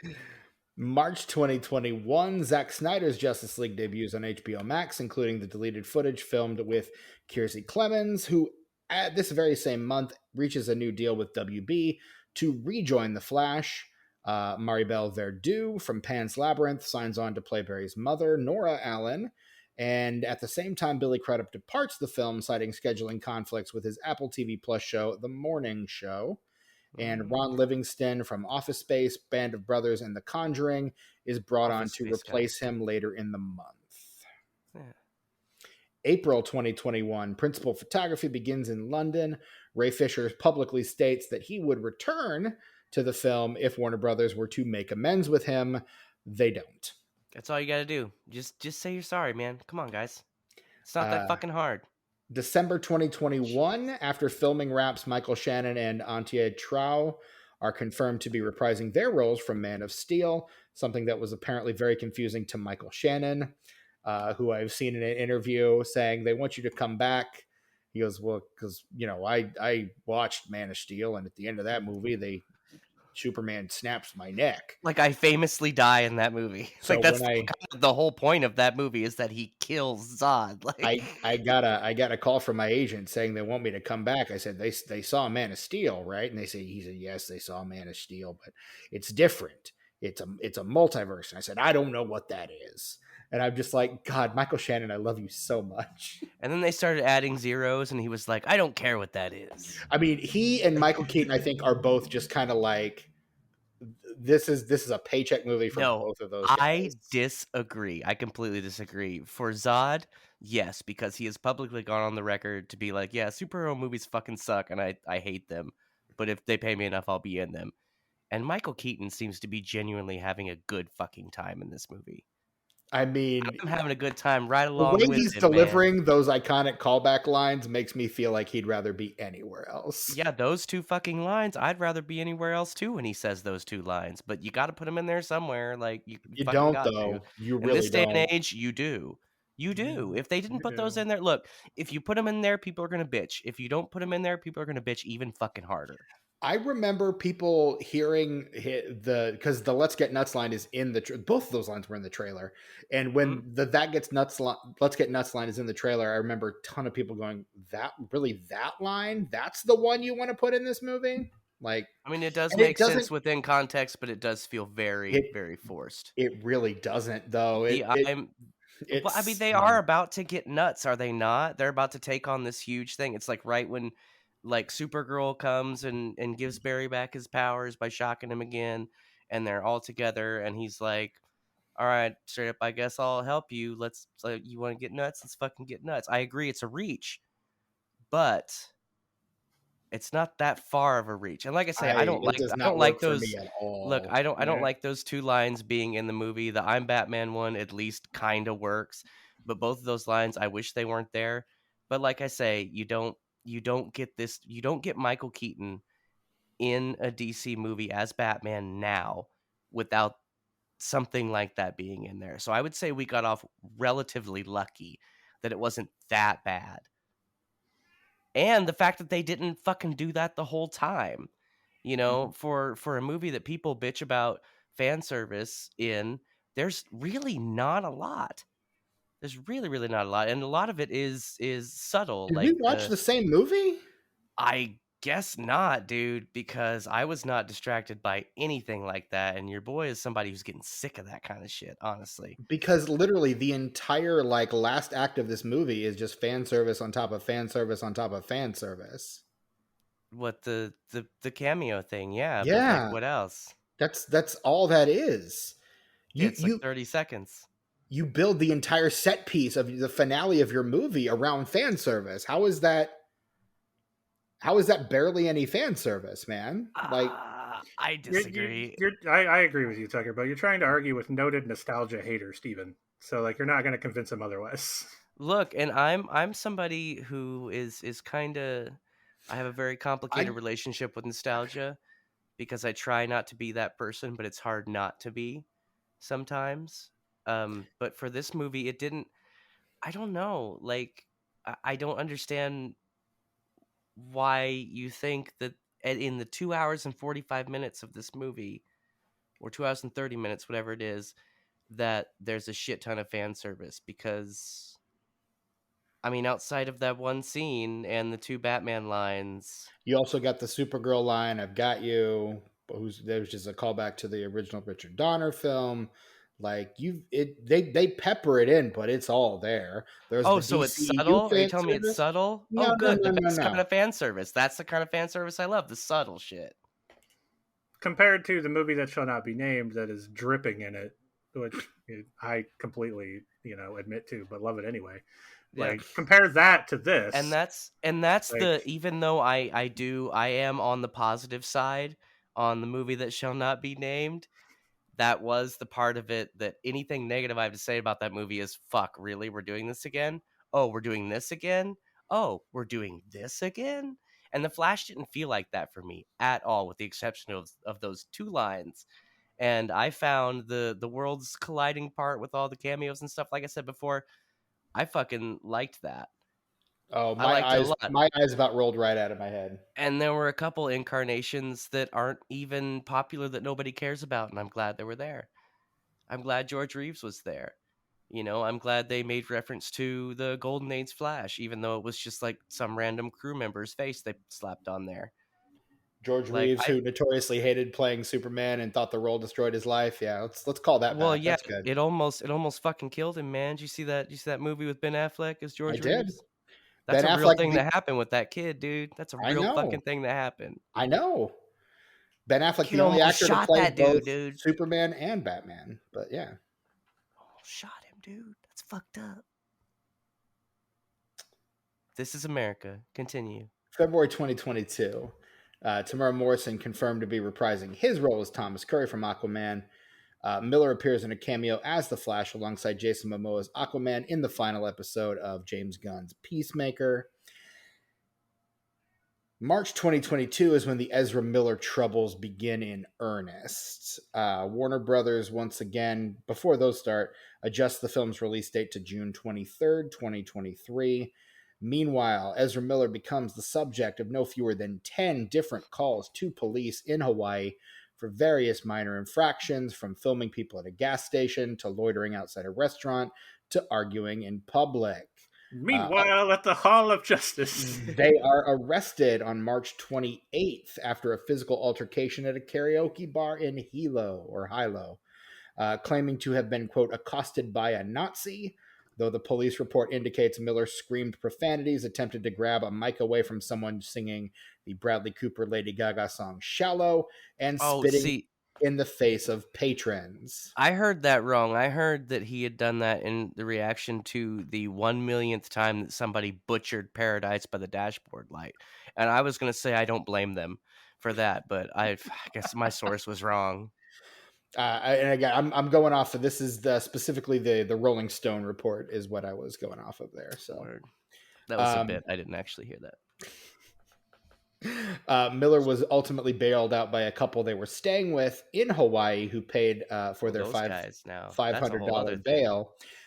Later that same night, after they paid their bail, the couple would ultimately end up getting a restraining order because Miller stole the wife's passport, the husband's wallet, barged into their room, and basically threatened to kill them. So, yeah. Look, let's get this out of the way. Ezra Miller is extremely mentally ill, and I think they need help. I don't condone anything that they did, but it's very obvious that this person needs some psychological help. Mm-hmm. Something that they will ultimately admit themselves, but that's still a ways off Because I read all this shit too, and it's fucking weird, man. the Shit that they do is fucking weird. It Like gets cuckoo weirder. banana pants weird. It yeah, gets weirder too. It gets weirder.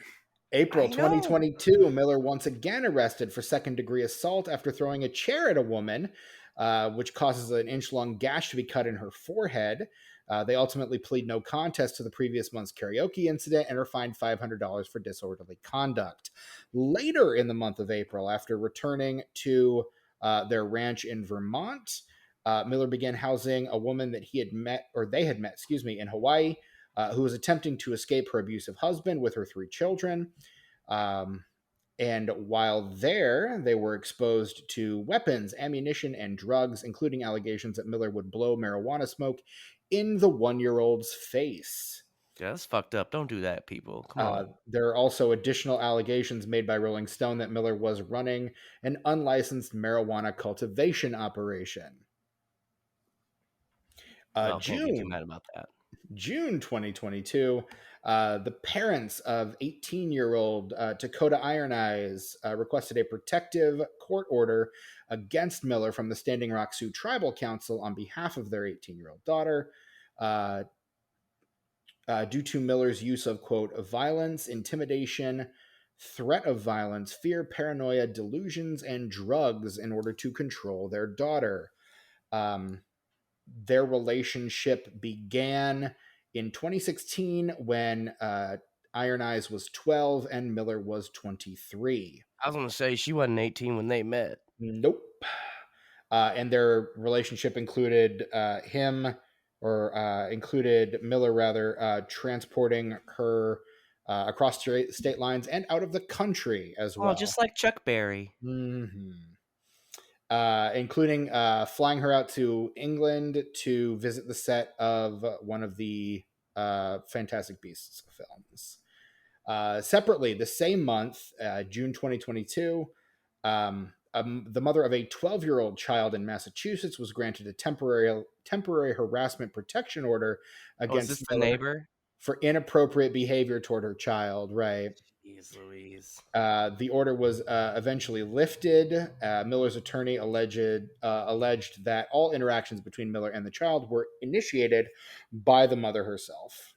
Now, the worst part about these stories of him with these underage girls is that the stuff that's available, the information that's available, like that's just a generalization of what happened. Right. Like, and some of it implies like some of the weirdest fucking shit. Like what he showed up like dressed as a cowboy like at one Yeah. point for some Yeah. shit. Like Like offered to buy horses. what the fuck, Yeah. man? Help this person, please, Yeah. someone before Help them. anybody else gets hurt. From Jesus. my understanding, they are currently seeking help Good, dude. for their complex mental health issues.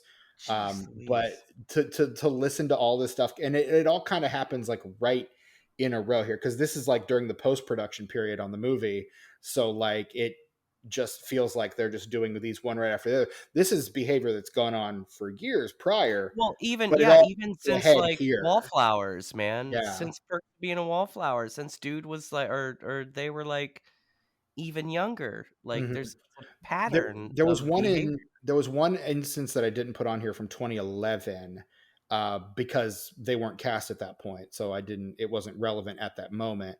But there is one incident of misconduct back in 2011 during, I think, Perks of Being a Wallflower. But Mhm. Which is a um, fantastic film, by the way, if you haven't seen so it. yeah, it's been a long time. I just remember Melanie It's on Linsky my being voodoo. very good and very disturbing in that movie. Yeah. Um, August 2022, Oliver Ignatius, a former music collaborator of Miller's, claimed to have witnessed Miller verbally abusing Dakota Iron Eyes. She would later dismiss these claims as homophobic. Miller is also charged at this point with burglary after stealing bottles of alcohol from a private residence. In May of 2022, Miller claimed the home was that of a childhood friend who had allowed them to enter the premises to obtain rice wine for cooking. Later this Like you month, do. like you do. You don't. Later this month, Miller would release a public apology through their rep, claiming to be seeking professional help for their complex mental health issues. In November 2022, James Gunn and Peter Safran are announced as the new heads of DC Studios and would be spearheading a soft reboot of the DCEU, calling the future of the shared universe into question in the wake of the box office disappointments of Black Adam and Shazam: Fury of the Gods. It was the two of them that would ultimately reshoot this film's ending to the one seen in the final theatrical release.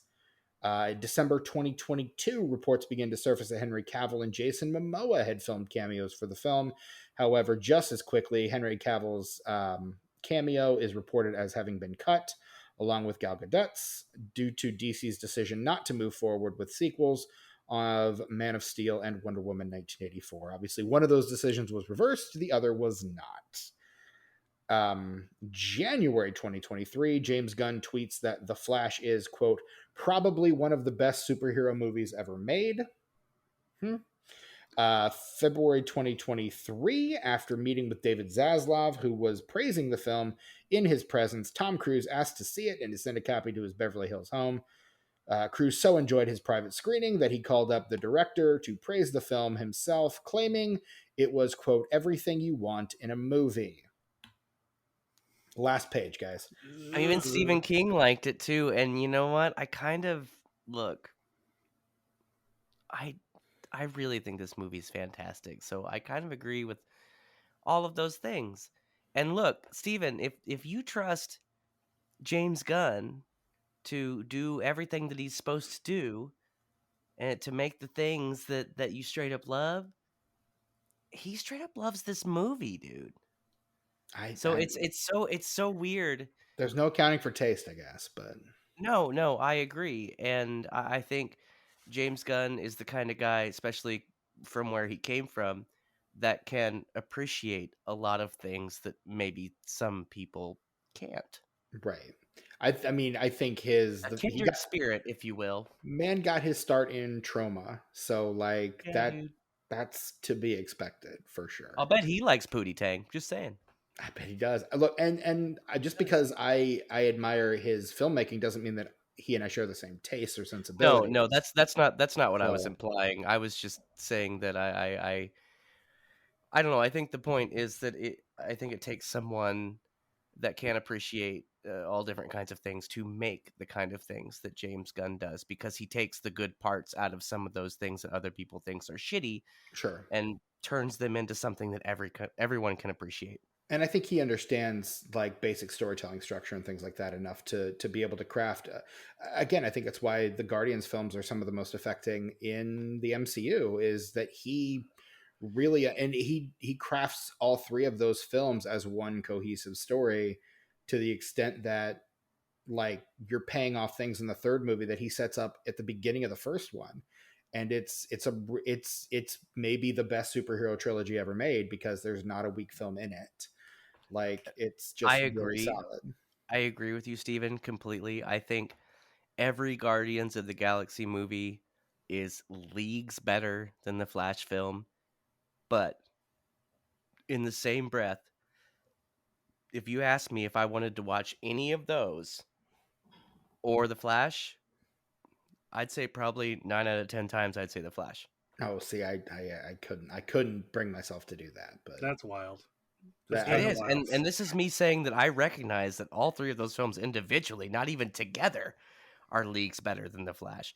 But I think, I don't know, for me this is kind of the perfect popcorn movie, but it's also, I don't know, it has its roots in things that can be a little more highbrow.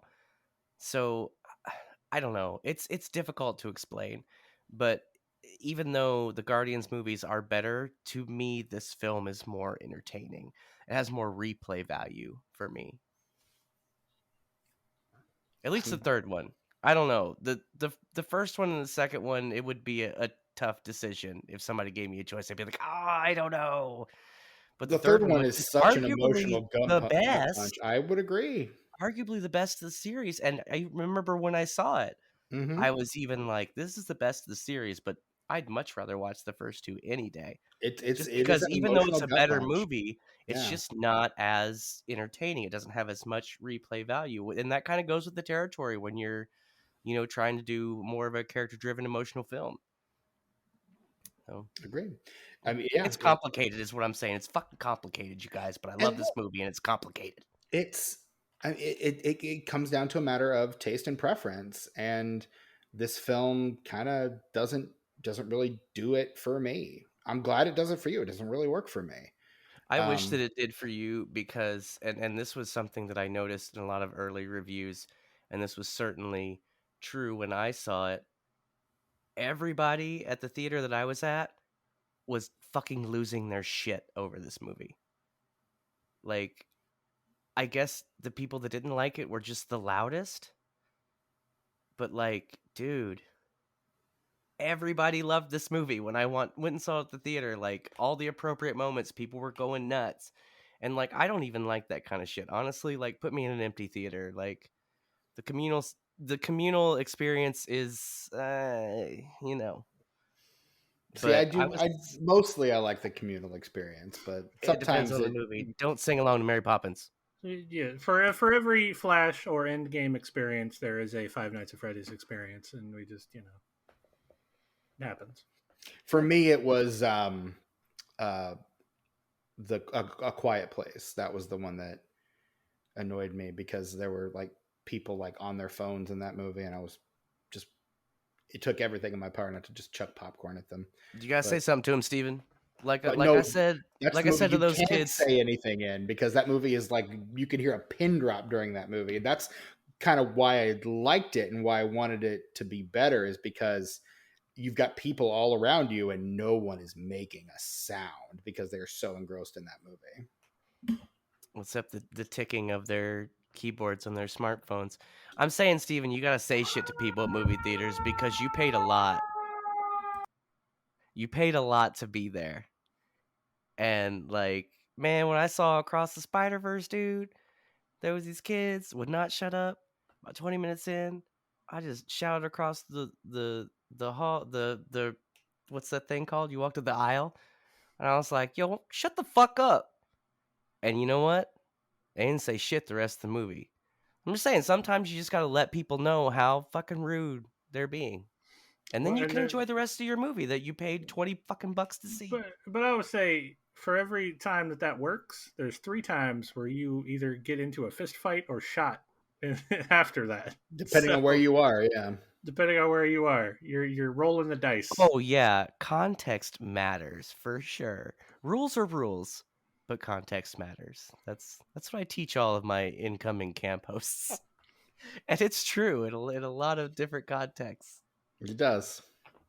All right, almost done, guys. April 2023, The Flash premieres at CinemaCon, where it receives mostly positive reviews despite unfinished special Crowds love effects. it. Crowds love it.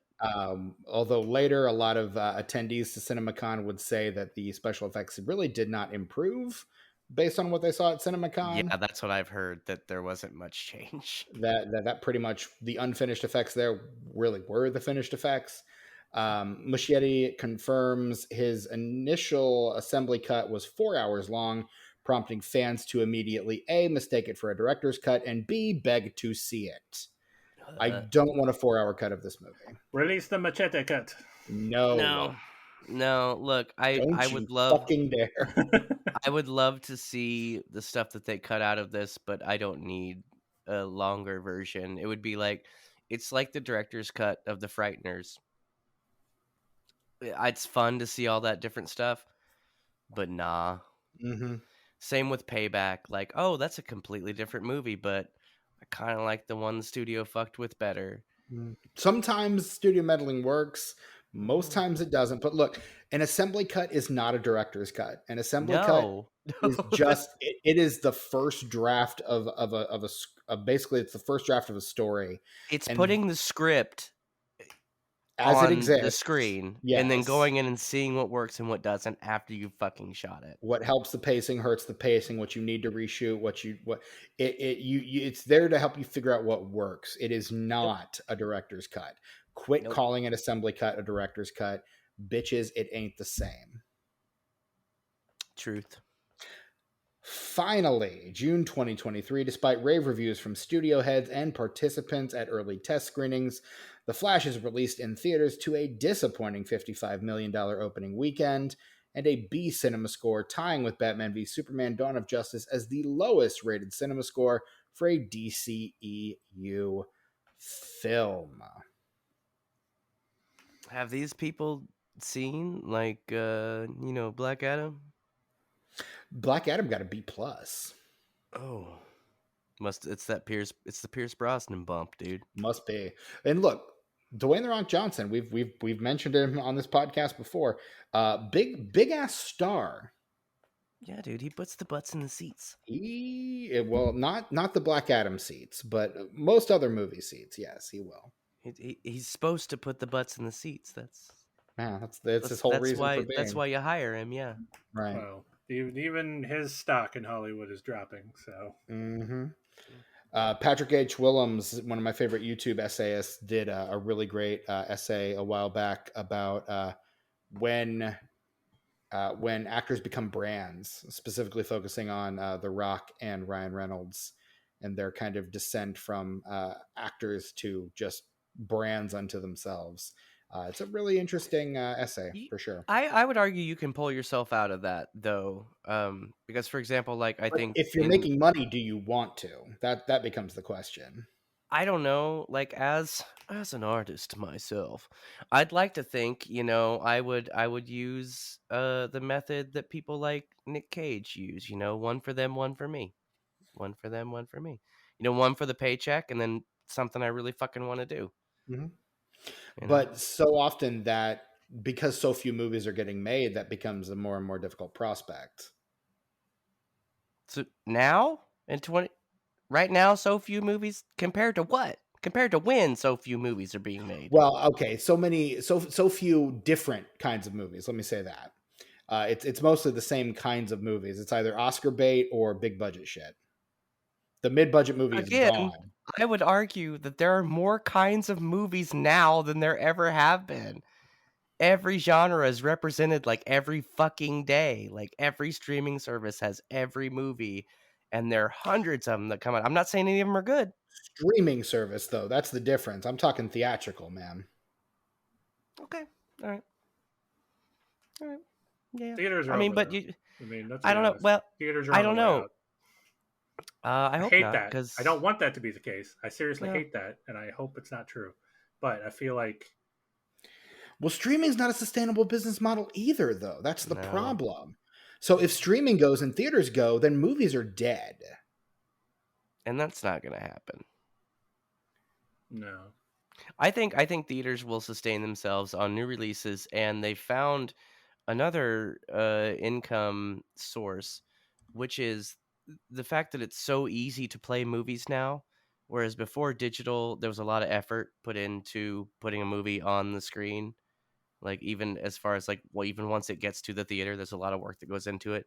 Now, since you have digital, you can play anything at any time. And so that's why there's so many re-releases, even if it's just for a day. Like you look at your local theater, especially your big chains, every week you've got 2 or 3 classics that you could go and see a couple times that week. Just random stuff like this summer at Regal, they did all the Ghibli movies.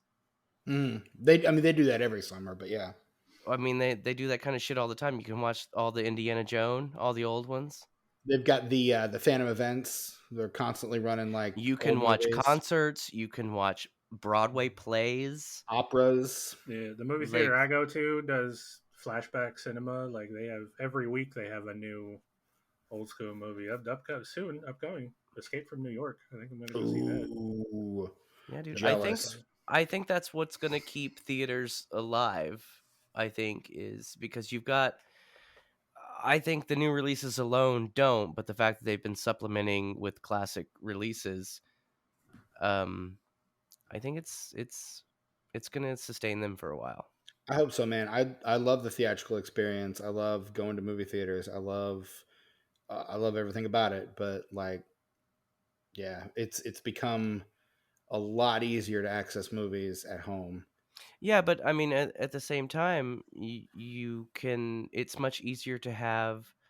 Uh, I know theaters are eclectic now. Is what I'm saying. Like Hmm. I said before, you got new releases, you've got cult classics, you've got regular classics, you've got Broadway plays, you've got concert. You can do anything in a movie if you can film it. It's in the movie theater now. I'm sure that you could probably go watch like a sports game. They probably have that at the movie theater sometimes. The sports are being broadcast in 4K now. You could pop that up on a screen. I'm sure that exists. You can do anything in a movie theater now. I'm just saying, everything being digital, you can do everything in a movie. You could probably fucking play video games in a movie theater if you want to. I know people actually do, not publicly, Yeah, but I've heard Yeah, that. you can rent out theaters to do that. Yeah, so it's Yeah. possible. yeah. Yeah. Have you But the done other that, Brad? thing is, no, I wish I could have. I would like to at some point. But the other thing also that ruins the theater experience is exactly what we were talking about earlier. Like after the pandemic, people got so used to sitting in their, own home and watching a Hmm. movie that they sort of forgot how to watch a movie. Um, Right. they're way more vocal and will talk over stuff and don't care about being on their phone or shouting something out. Like I don't know what happened, but it's kind of annoying nowadays. So I Yeah. I always try to the Regal I normally go to. You pick your seat when you buy your ticket online, Hmm. and I always try to find either the earliest or the latest showing. And I always check to see if my seat is available, how many people are going to be in there, and depending on the movie, I I try to go for the least amount of people in the theater. Yeah, I think that's the move. Yeah, Yeah, which mostly works. sometimes it doesn't. Me and my dad went to go see Iron Claw this past weekend, and Ooh, how was that? it's really good. I quite Sweet. enjoyed it. I'll I talk might about check it it out. more whenever we record what Oh, we're yeah.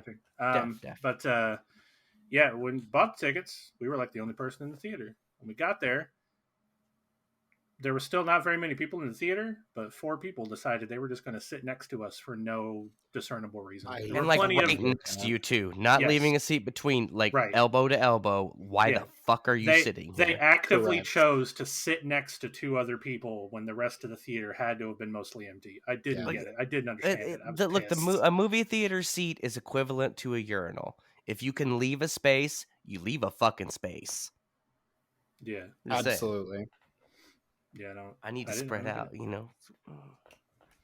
Buffer seat, man. Unless there's no other option, you do what you got to do. Yeah, and there were plenty of other options. No, I've had that happen. In fact, I think one time I went to the theater and was talking to my partner, not super loudly, but just talking about how much I hated it when people like would just get seats right next to 2 other people on purpose. And the person sitting next to me, I think they moved down like 2 seats, and I was like, I think they heard me, but they're not sitting Nailed next it. to me anymore, so we're doing okay. I've moved over before because of that. Actually, when I saw this movie at the movie theater, Which it time? was I only saw it once at the theater. Oh, okay. I've watched it 3 times on Max. But at the theater when I saw it, the theater was probably about 60-70% full. So you didn't have to sit next to anybody in the back row. There was enough room to where this lady and her kid did not have to sit directly next to me, but they did anyway. And after the previews, I just stood up and went over to the next seat so that there was a seat between us. I'm not trying to sit next to somebody's nasty kid. Like, kids are Right. gross, dude. Yeah, they are. Kids are gross as fuck. I know, I've got them. Straight up have the children. I And have they the nasty, children. dude. They fucking nasty. That's just mostly because they don't even know no better. They're just No, dude, it's not their fault. Like, I mean, kids are dumb too. Like, there's a lot of negative things about kids. It's just not their fault. Like, that's why right. you can't get mad at them. I mean, you can, but you're I gonna look like a beg to dickhead. differ, but that's just my opinion. Brett's like, I will snap a 6-year-old's neck. Like, I don't give a fuck. Without hesitation. Sure. Like Superman at the end of Man of Steel. Wow. Yeah, dude. Oh, he's so cute. Just done. Go to sleep. Go to sleep. Go to sleep. like Steven Seagal toward the end of one of his movies. Da, da, da, da. Yeah, just like that. Exactly, just like that. Oh God.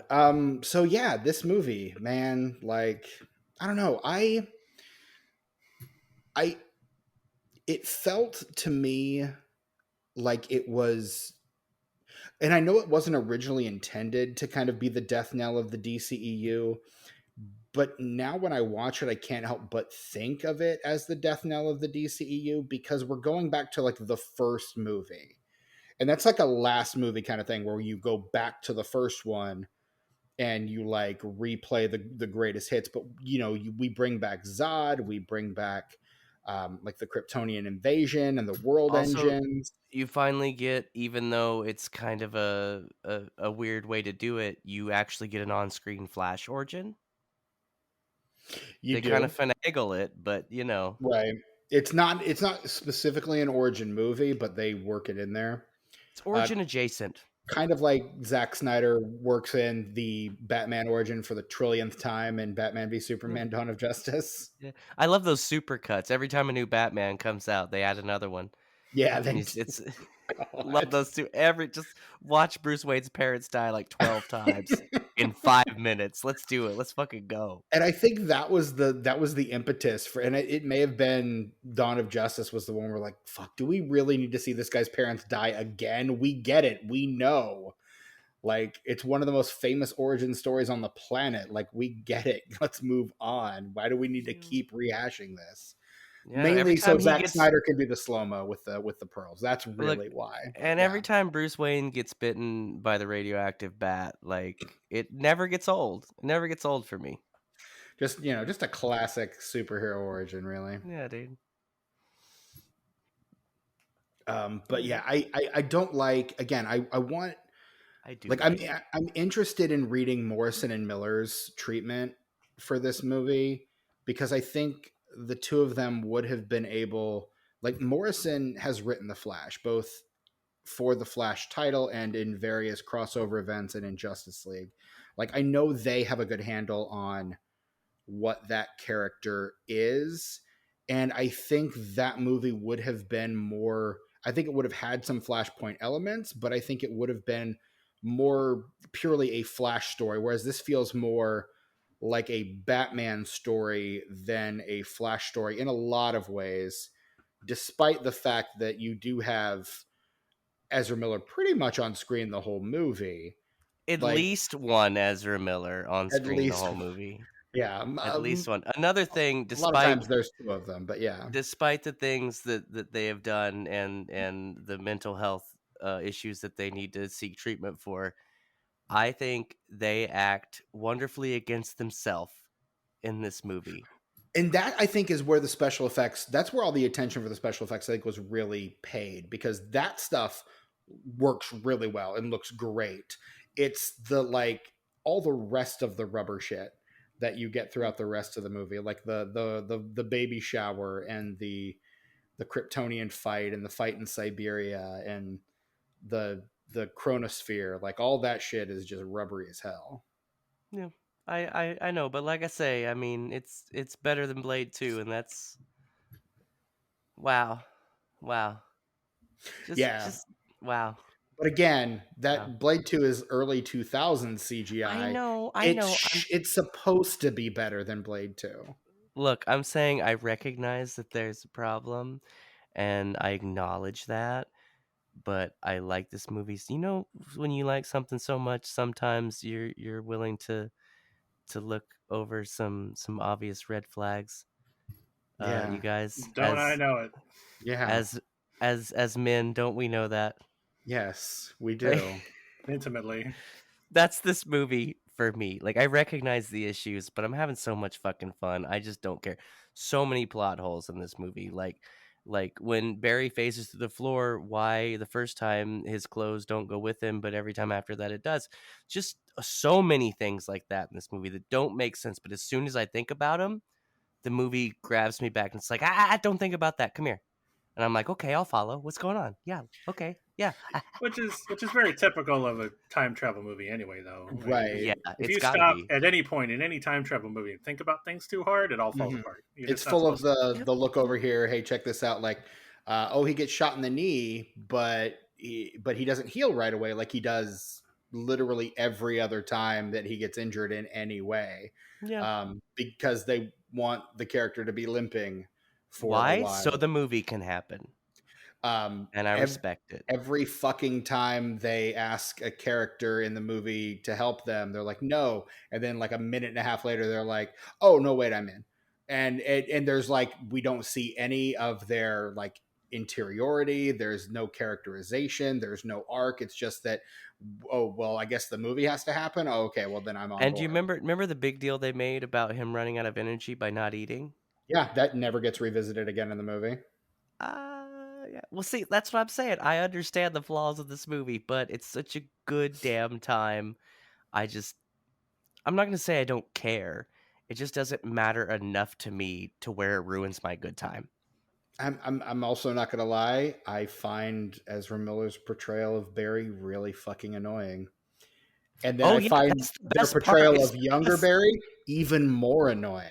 I love it. I love it because you're like, oh my god, this guy's insufferable, and then he meets himself, who's even more insufferable, and then the person you thought was insufferable, you are now on the same side with, being like, this guy is wow. No, I'm like the Trade Federation guy from Phantom Menace. This is getting out of hand. Now there's two of them. That's what I'm thinking. I like it. I like the juxtaposition between the two. I like the slightly older but still annoying as fuck Barry, because I feel like if I were in the same situation, holy shit, I would like, I'm annoyed with myself most of the time anyway, just because I'm so empathetic. Like I can kind of see, it's easier for me to sort of see how things I do are viewed. And Well, you do so understand how we feel. Okay. yes, no, I get it. I get how annoying I am. I understand. I promise you. So, like, that's what I love about this movie, because I know if I went back 10 years, I would, oh my God. Well, Fucking. it's like that red versus blue sketch about tattoos. They're like, look at a piece of art you did 10 years ago. Is it good? No, because you were a fucking idiot. Now you're still the same fucking idiot. It's just going to take you another 10 years to realize how big a fucking idiot you are right now. Like, Absolutely. and I've kind of lived my life by that mantra, honestly. Yep. Like, I Real yeah, ones know. would not have expected a red versus blue reference from you, Steven. I'm impressed. I mean, look, college was a wild time. I had friends that liked video games, and honestly, I just thought they were really fun. I didn't understand that they were referencing like Halo, but I just was like, Well, no, me neither. I still watch that shit anyway. yeah, it was fun. It was goofy as hell. Actively disliked Halo, really, honestly, which probably makes I sense. hate everyone. I voted for Nader. Like, yeah, I love that shit. Yeah, it's good stuff.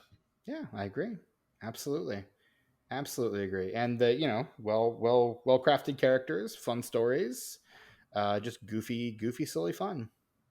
What's Yeah, not to like? indicative of early 2000s internet. Yeah. So, Brett, I feel like you might come somewhere in between Tucker and I on this one. Like, where do you kind of stand on some of the stuff we've been hitting on? I mean, as it Like, stands, I pretty much am right in the middle of the two of you. I don't hate it, but I certainly don't love it. And I've agreed with pretty much everything both of you have said. I really got nothing to say. Like, I'm so middle of the road on this movie that I don't really have any opinions. I loved it when I first saw it, just because, goddamn, do I love a good time travel movie? sure. Just, God, it's one of my favorite genres. I don't know why. It just fascinates me. But like, I've always loved parallel universes and time travel. Mm-hmm. Who knew? Right. Yeah. But yeah, like the more I thought about it, and especially watching it this time, it dropped a whole star for me in terms of rating. But still lands solidly in the middle. Spoilers, but like. So I guess what depreciated for you on this viewing as opposed to your previous one? All of it. I didn't really. Nothing specific then? Gotcha. I didn't clock. Yeah, nothing specific really, except for like maybe like I didn't clock the CGI being really terrible at the time. Like, I don't know. I mean, I really thought the only bad CGI was at the end. Like you mentioned, the other parts were this bad CGI, and I guess I didn't really notice them. But I mean, yeah, all the plot holes, like more so than your normal time travel movie. And just the knowing how inconsequential all of it is. Right. None of this matters. And I know I was going to say you're big on the whole if it doesn't matter, I don't want to watch it kind of like if a TV show is going to get canceled. And because I recommended you The Tick, the Amazon Prime show The Tick, and you're like, well, I know it is. But Brett said I watched all the first season, right? And I was like, once I knew it was I hadn't got to season 2 yet, and I found out it was canceled, and I was like, well, I guess I'm not going to finish it. Right, which is a bummer because there's some good shit in season 2. Yeah, there's good shit, but like, it has no satisfying ending. So, like, I'm not the kind of person, and y'all should know this by now. I'm not the kind of person that's just like, that's a really good movie, and like that just in a bubble. Like I'm not that kind of person. No, like, you're not. I need more than that. Brett, that's a good thing, and you should watch it. I need more than that. May I say to you that not every problem has a solution. No. Sometimes you just have to let it go, Brett. Sometimes there's a cliffhanger that never gets resolved, but the journey there was so good it's worth watching. I can't say I've ever experienced that. So, Speaking of things that piss me off about this movie, the whole lesson that he's supposed to learn is to let go of his mom and to let go of the things that he's attempting to change and control. And yet at the end of the movie, he can't help himself but put the tomatoes on the top shelf so that when his father goes in to pick up the tomatoes while his mother is being murdered, he's forced to look up to the top shelf to grab the tomatoes, and thus the security footage absolves him. So he doesn't try to save his mother, but then does go ahead and save his father and Well, free him because from prison. because that truly is inconsequential outside of the one thing that he's doing it for. Like George how many Clooney things begs to differ, my friend. how many things outside of George Clooney are going to change in this universe because some tomatoes got changed to higher? I don't know, man. You ever You seen the know? Butterfly Effect? Yeah, this is I the point. have, and I like that movie too. I So like do it a I. I lot. think it's really good. I think it's Ethan Suplee and Ashton yeah. Kutcher and Look, fucking what's her is it nuts, Ashton Kutcher? Yes, but is it Amy a great Smart. movie anyway? Hell yeah, it's a great movie. dude. But Everybody has their moments, and that's Ashton Kutcher's moment right it there. is. Butterfly Effect for It sure. absolutely is. Yeah. But yeah, the more times you try to change the past, you're just gonna fuck it The up more more and you're gonna more. fuck it up. Yep. Yeah. Can't Yeah, can't dude. change the past. But He yeah, I should he mean, should have like, listened. He should have listened to Bruce Wayne.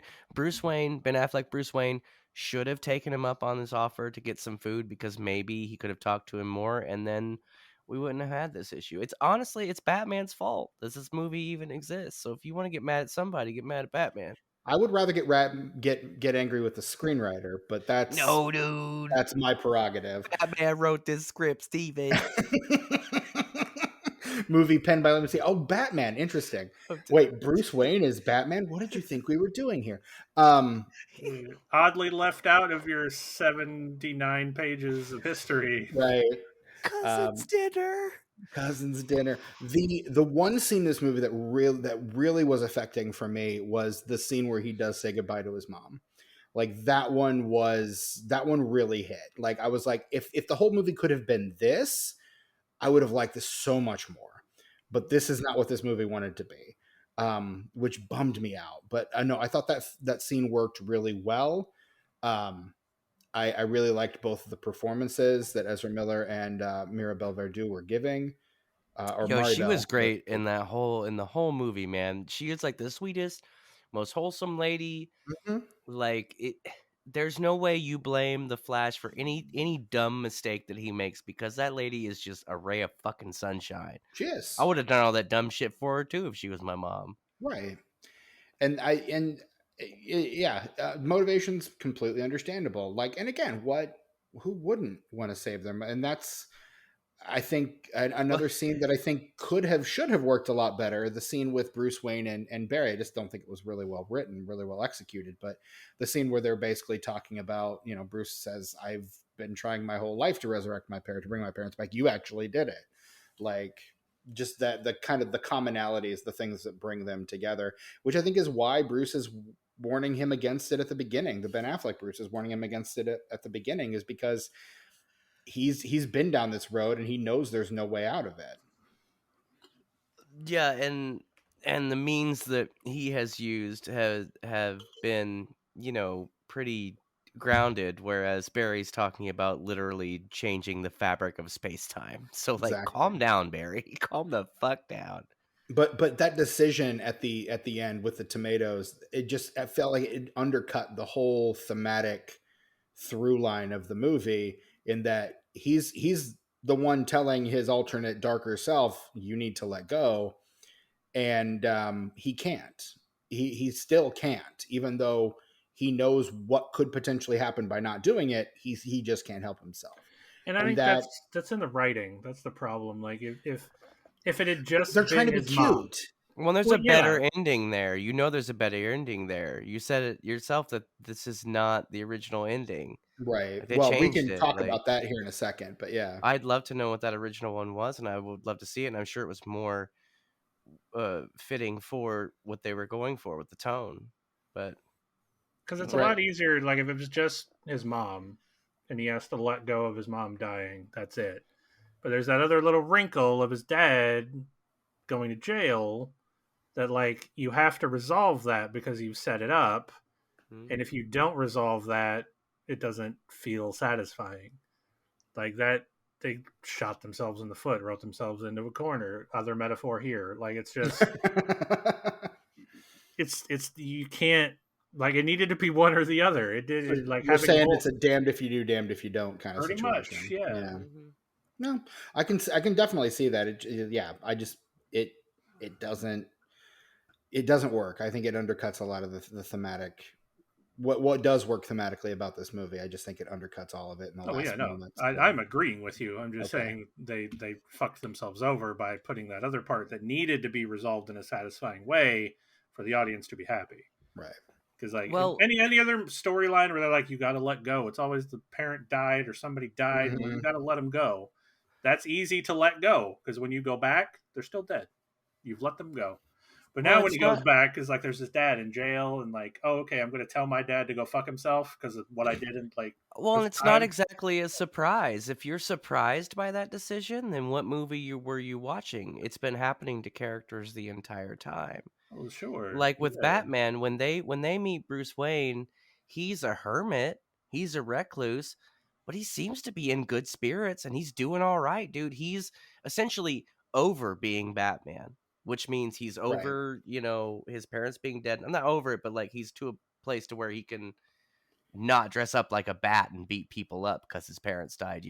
And there were And then, apparently some scenes that were filmed that like talk about go into more detail about what happened after like Batman Returns and his arc following that and what led him to that point. But those were all cut from the movie for time and pacing, I'm sure. well, and the whole arc with Batman, I think, sort of foreshadows what happens with Flash. Like, yeah, he's letting go and he's trying to move forward, but and that's the whole Batman arc. It's like he's done, he's good, but then something comes along to where he's like, well, yeah, I guess I kind of have to do that. And I think with Barry, it's the same thing. He lets go of his mom. It's a really big thing. But also, he's got his dad in fucking limbo in his own timeline. And if you can do something small, like, does it go against everything that he's learned? Yes, but he's a human being. And so are you and I. And you do the same fucking thing. I'm just saying. True. I appreciated that. I didn't Don't look dislike up it. as if you would not make that exact same choice given the situation, Steven. Don't you Yeah. I dare. don't know. Well, here's the thing. I'm never going to be put in that situation, so Well, it's no, but like I know you well enough to know you would not make that. You would make the same decision. Come on. the Cronus. Before I get into the ending, I want to talk Chronosphere. I want to talk those dead-eyed cameos. The Chronosphere, which is located, let me check here, directly in the middle of the Uncanny Valley. Okay, that makes sense. Mm, Because everyone there looks like they are coated in a layer of wax.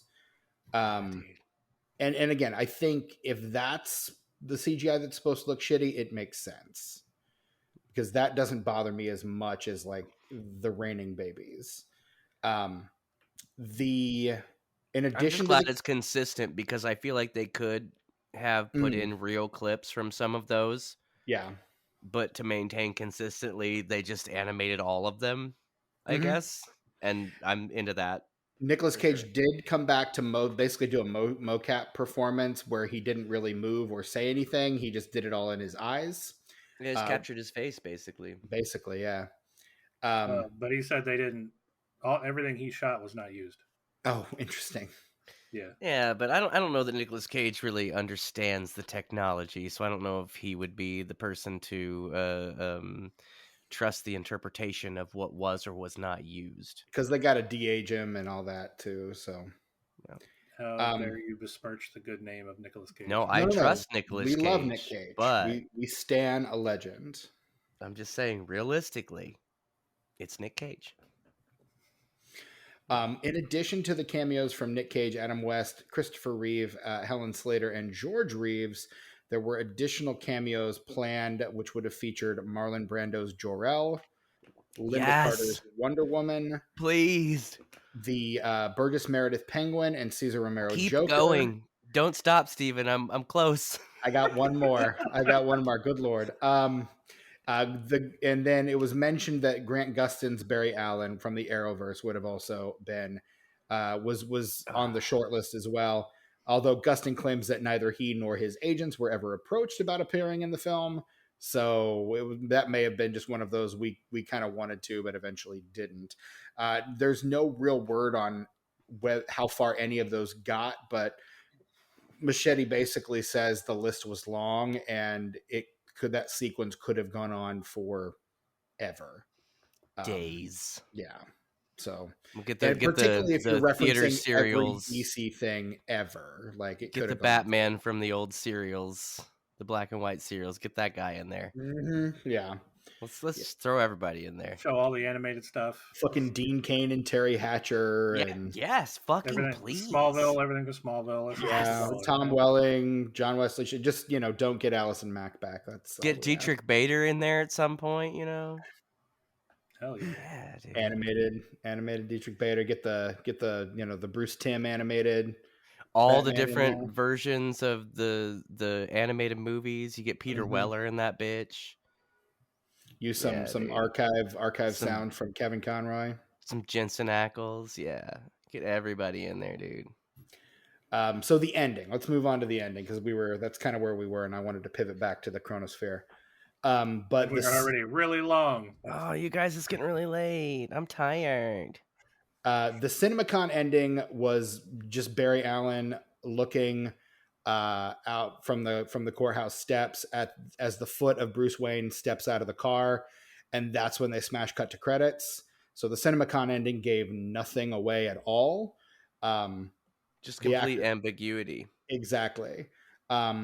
However, Machete filmed footage initially of Michael Keaton's Bruce Wayne and Sasha Calle's Supergirl appearing outside the courthouse at the finale, and I think Gal Gadot's Wonder Woman might have been there as well. The implication being that those two are going to replace Affleck and Cavill, respectively, in the DCEU going forward. That would then have set up a sequel to this movie, which would have been based on the events of the classic 1985 storyline Crisis on Infinite Earths. And then Keaton also, of course, as we mentioned earlier, was brought on to the ultimately shelved Batgirl movie in his capacity as the elder statesman Batman, replacing Affleck. However, after Walter Hamada stepped down and James Gunn and Peter Safran were brought in, that ending was retooled to feature George Clooney's Bruce Wayne instead, which created, I think, a lot of confusion because I think there were some people who were like, wait, so is Clooney Batman now? Which Clooney cleared up, I think, just a couple of weeks ago as of the recording of this episode, when he said that there were not enough drugs in the world to get him to play Batman again. A role he absolutely hated. And look, I've said this before. On paper, Clooney should be the best Batman. On paper, he's the best. In actuality, that movie was awful. I disagree. He's got too much swagger. It did him no favors. He's got too much swagger, I think. No, I think he could have been really good. No, but again, I don't think the script did him Not even then. Would he have been okay? Maybe. There would have been had been a lot of miracles happening to make Clooney a good Batman, I think. And I fucking love George Clooney. Like from Return of the Killer Tomatoes, that far back. Clooney fan right here. Sure. But he's not Batman. He's not Batman. Some people just aren't Batman, and he's not Batman. I'm Batman. Yeah. Do you believe in Batman? I am Batman. I'm Batman. This movie is really. Oh, hold up. I got to real quick. Just like Tucker dusted some dust off a little while ago, maybe an hour and a half ago. I don't remember. Maybe 2 hours. I lost track of time. What is time anymore? Honestly, yeah, but it's not linear according to this movie. Yeah, let's roll through it real quick. So welcome to the video game corner, everybody. Hey, there was. I like that. I see what you did there. There was actually a Flash-focused video game that came out in 1993 based on the Flash TV series. It was available for the Sega Master System, ladies and gentlemen, and the Game Boy. Really weird release there. I don't really. Yeah, that is odd. The Master System and the Game Boy, not the Nintendo, not anything else. No. Real weird. And apparently the one on the Game Boy was different and was released in '91. So who knows? But outside of that, The Flash has just sort of appeared in random ensemble games. Yeah, he's in Most Marvel or in MK versus DCU, and he's in both the Injustices, right? Yes, That makes sense. he's also in the Lego games. Yep. Oh yeah, Various who isn't? yeah. He's various iterations of him.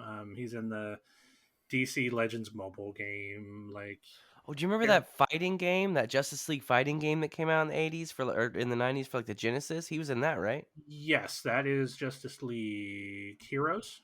Fuck, I forgot about that. Came I out in rented that from 2006. Blockbuster, and I was like, yeah, I'm not spending any money on this. Yeah, they came out in 2006 for the Xbox and PS2. I'm thinking, no, there was something for Genesis. I played a Oh wait, Justice League no, fighting game on the Genesis. that's the RPG that is pretty much just the DC version of Marvel Ultimate Alliance. The Justice League Task Force is the one you're thinking of for Super Nintendo and Sega Genesis. Yeah.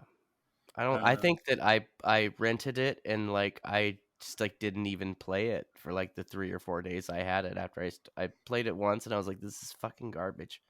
I'm gonna play Sonic 2, and yeah, that was the rest of my weekend. that seems to be the general consensus on that one.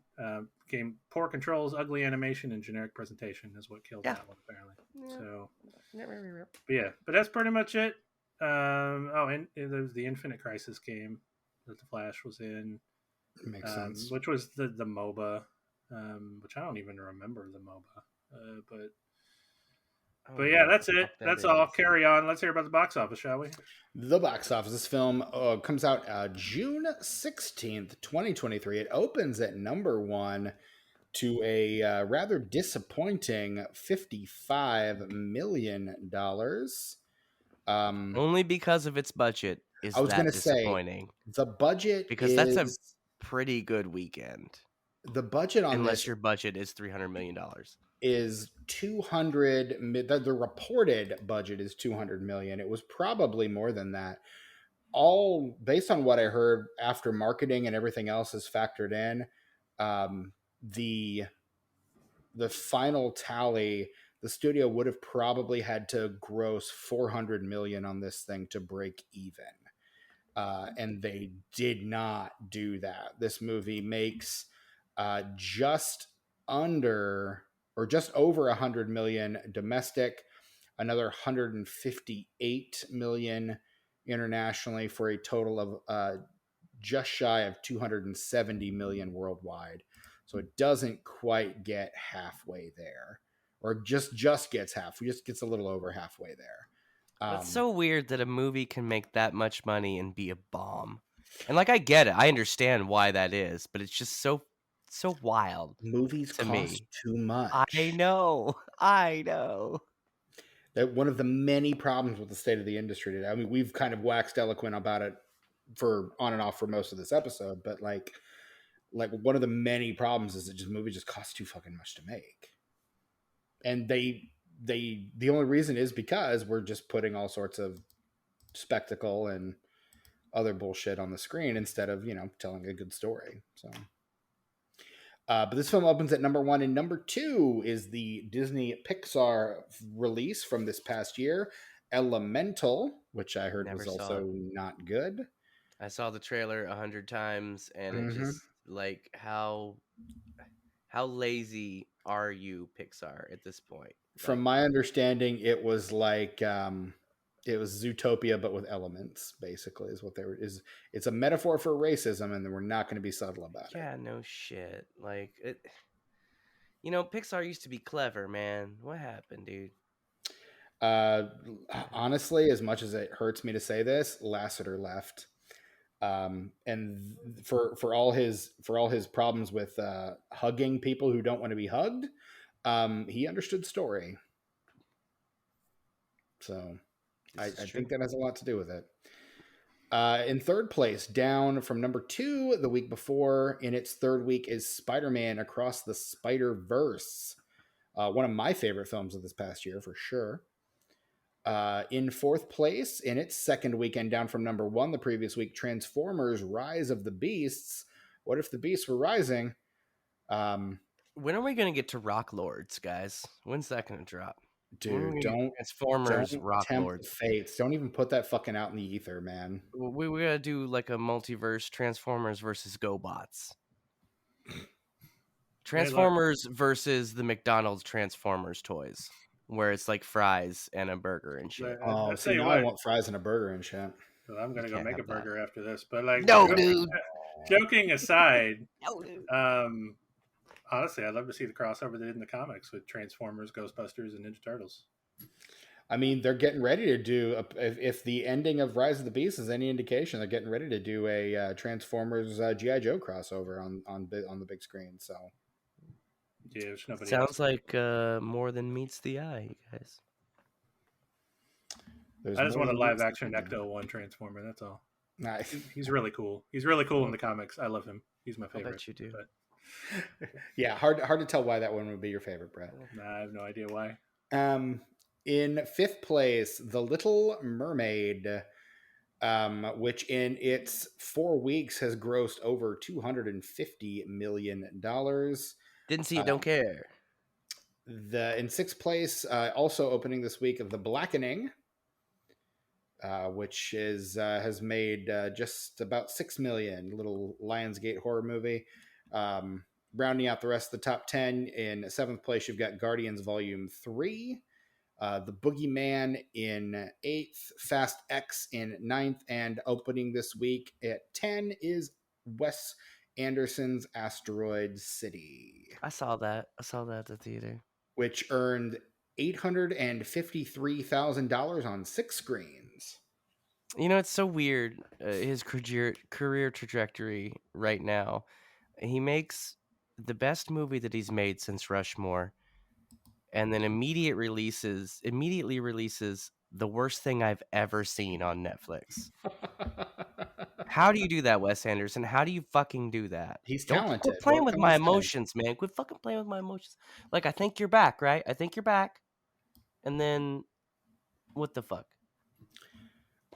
So Flash opens at number 1. Its second weekend, it drops to 3. And then the fourth weekend, it's down, or third weekend, it's down to 8th.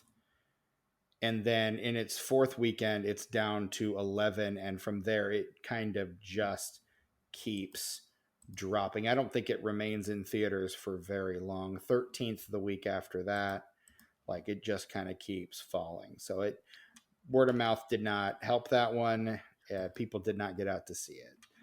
I think honestly, word of mouth hurt it, because Yeah. I think the voices that were against it were a lot louder than the people who were having a good time with it, because the people who were having a good time with it weren't the kind of people who were gonna go like talk shit about a movie somewhere, you know? Right.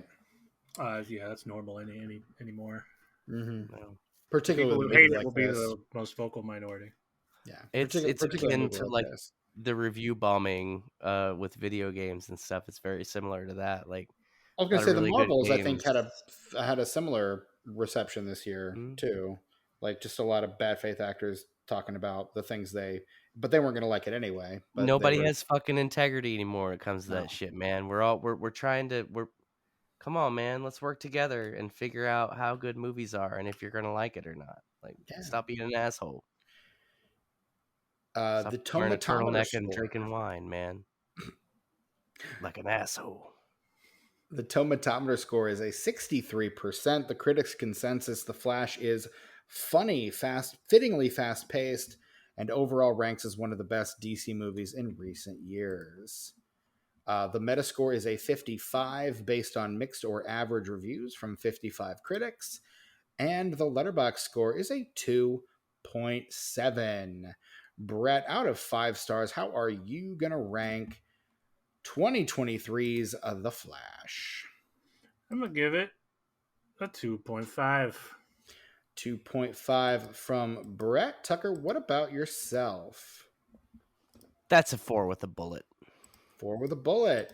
Whereas that's a 2 for me, dog. That's still fair. Like, I understand where you're coming from for sure. But yeah, it just 2 is fair. Yeah. Not for me though. But yeah, I'm glad you like it, Tucker. I am.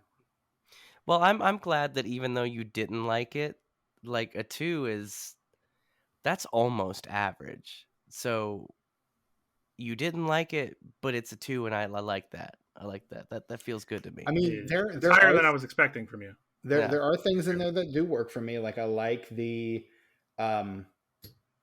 I like that scene at the end. I think is really well done. The with the exception of the raining babies, I like most of the stuff in the beginning. That I Batman shit at the beginning I like is the Batman stuff at the beginning. fantastic. I actually didn't mind the lasso of truth joke. Like a lot I of thought that people, was funny too. I thought that was pretty That's fun. really good. A lot of people are like, this isn't Bruce Wayne, and I'm like, get off your high horse. That's funny. I liked the sandwich, I love how he the admits asshole that, making the like, sandwich. Like I if love he all that. just like donated his money to help the poor. Mm-hmm. Wow, I would it actually really, create really more, digs deep, solve and more just problems. the way Ben Affleck delivers it, and like his face where he's like, "Fuck," Yeah, like like why? this is it's kind of his coming to Jesus moment, and him stuffing it down. Yeah, I'm too proud to ever admit that to ever thank anyone for helping me. Like all that shit is. I have childhood trauma too. Like all that shit is great. Oh, that Um, guy. yeah, and again, Gadot's her cameo feels very She shows up. perfunctory, but She shows like up. the stuff that happens as a result of her being there, I think works really well. But yeah, that is our episode on 2023's The Flash. We're gonna take next week off. We've had a year and we've earned it, so we're gonna take next week off. But we're gonna come back with a mini series / theme month for the rest of January. So keep your eyes peeled for that. Obviously, all of our patrons will get access to the the slate at the beginning of the month. So here in And just a few days.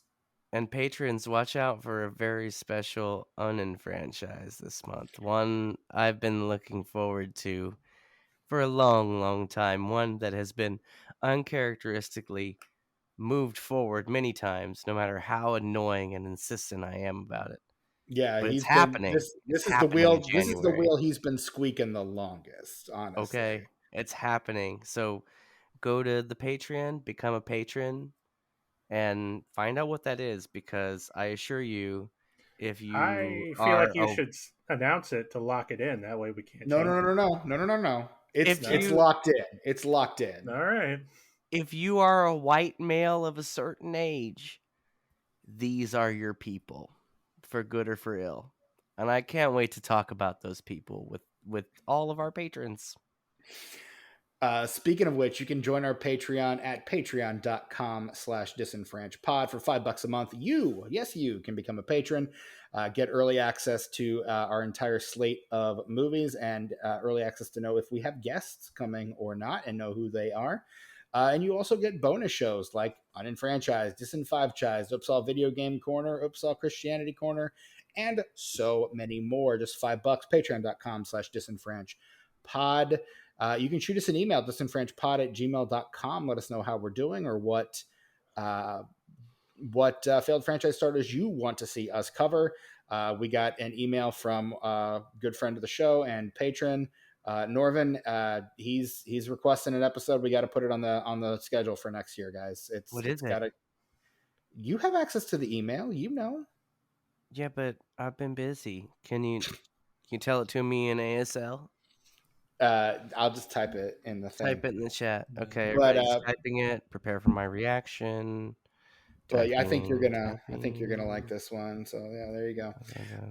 Oh yeah, I mean we were Oh gonna do it yeah. anyway, so You told just me like about push that. it forward on the schedule for sure. Yeah, that'll Right. go well Yeah. with the Cemetery Man Yeah, episode. That'll be a good double feature for people who want to go back and listen to that episode. Norvin and I chat periodically on Instagram, so yes, he did tell me about that ahead of time. So Yeah. So yeah, he threw that one to us in the email, but we do read that. Well, some of us read that, and we may not always respond, but we are taking that under advisement. So may I say that I've never read the source material of this particular thing, but whenever I see it, I think of the song from Almost Famous that Stillwater does. Deep down. No, what is it? What kind of dog is it? I don't know. I've seen Almost Famous Fever. once. Fever Dog. Peter Frampton wrote that song. Cool. Wrote all the songs in that movie. Yeah. Great. right on. Cool. Hey, story. somebody finds this interesting, so both I'm me sure. and that person are Look, like, what a even dick. I would find it interesting if it wasn't 2 a.m. Fever down, straight Yeah, up see, howling at my back door. this is when Tucker's annoying just kind of ratchets. I think it gets worse as he gets later. Um, he's unhinged. But yeah, Also, lack of illegal substances or legal mhm, substances, depending on where you are. illegal for him, legal for me. Yeah, dude, my mania has taken over because there's nothing to calm me. Yeah, we can tell.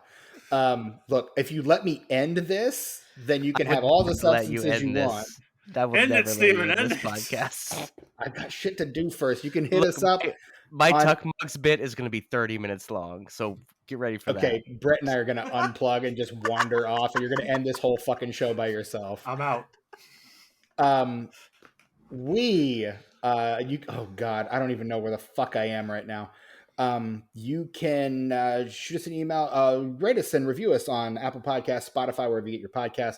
5 stars and a review, please and thank you. Helps us with the algorithms and whatnots.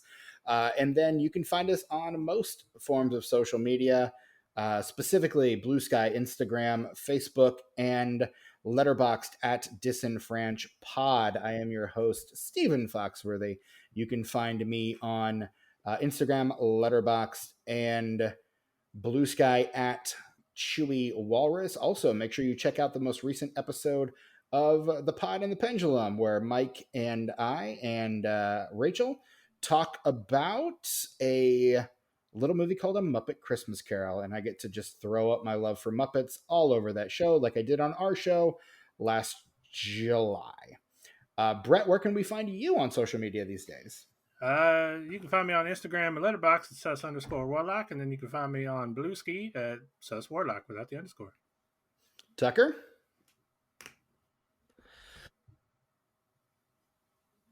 As always, you can find me on the YouTubes and the Instagrams at Ice909. That's ICENINE, the number 0 and the number 9. Tuck Mugs is still a thing. That's Tuck_Mugs on Instagram. I got 2 upcoming posts. I got one in the chamber and one in the clip, and they're both guest posts, you guys. I want to announce this right now. You Leveling up on guest you posts. motherfuckers don't know about this, okay? All right. Look, we've got the first one's more of a collab post between myself and my sister. I've been drinking out of her mugs while I've been here in Indianapolis, and I found a very interesting one that I wanted to include in Tuck Mugs. So I took a photo of it, and she did some research on it. You'll see what I mean when you see the post, but she did some research on it, and I think we got a very interesting a post to put out there. I just have to put together her research in a digestible way that fits the format. Hopefully the next couple of days. If not, when I get home, I'll work on it. And then I got another one that Jimmy did the same thing, because Jimmy comes home for Christmas too, which is a great thing about coming home for Christmas. I get to see Jimmy. We get to hang out. We've hung out like 3 times so far. But he sent me a photo of a mug that of his mother's that is very interesting, and we're going to include that as well. So I would say in the next 2 to 3 weeks, both of those will be dropping, if not sooner. So Right on. I'm pretty excited that I kind of have a backlog right now to just kind of pop in once I get the chance to kind of flesh them out and put them up. So it's a really exciting times to be a follower of Tuck Mugs. So head on over to Instagram and look up Tuck_Mugs. Make sure to follow and like every post. And look forward to those guest mugs, collab mugs. Brett, Steven, you guys, if you want to put some in the queue, I'm sure you've got some mugs. Holler at your boy.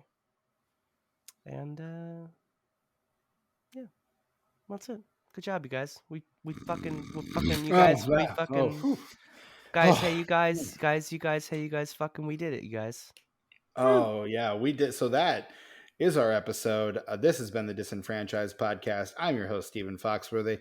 From my co-hosts, Brett Wright and Tucker. Until next time. Look, it's Wonder Woman. Another Wonder Woman cameo. In this podcast, too. In our Damn own it. podcast? It's In like, this economy, you get that music, and you get Gal Gadot, who even like just like some of the people in this movie, even with a shitty script, like she's fun as hell. So like, give me more Wonder Woman cameos, even if they suck. Goodbye, everyone. Cheers.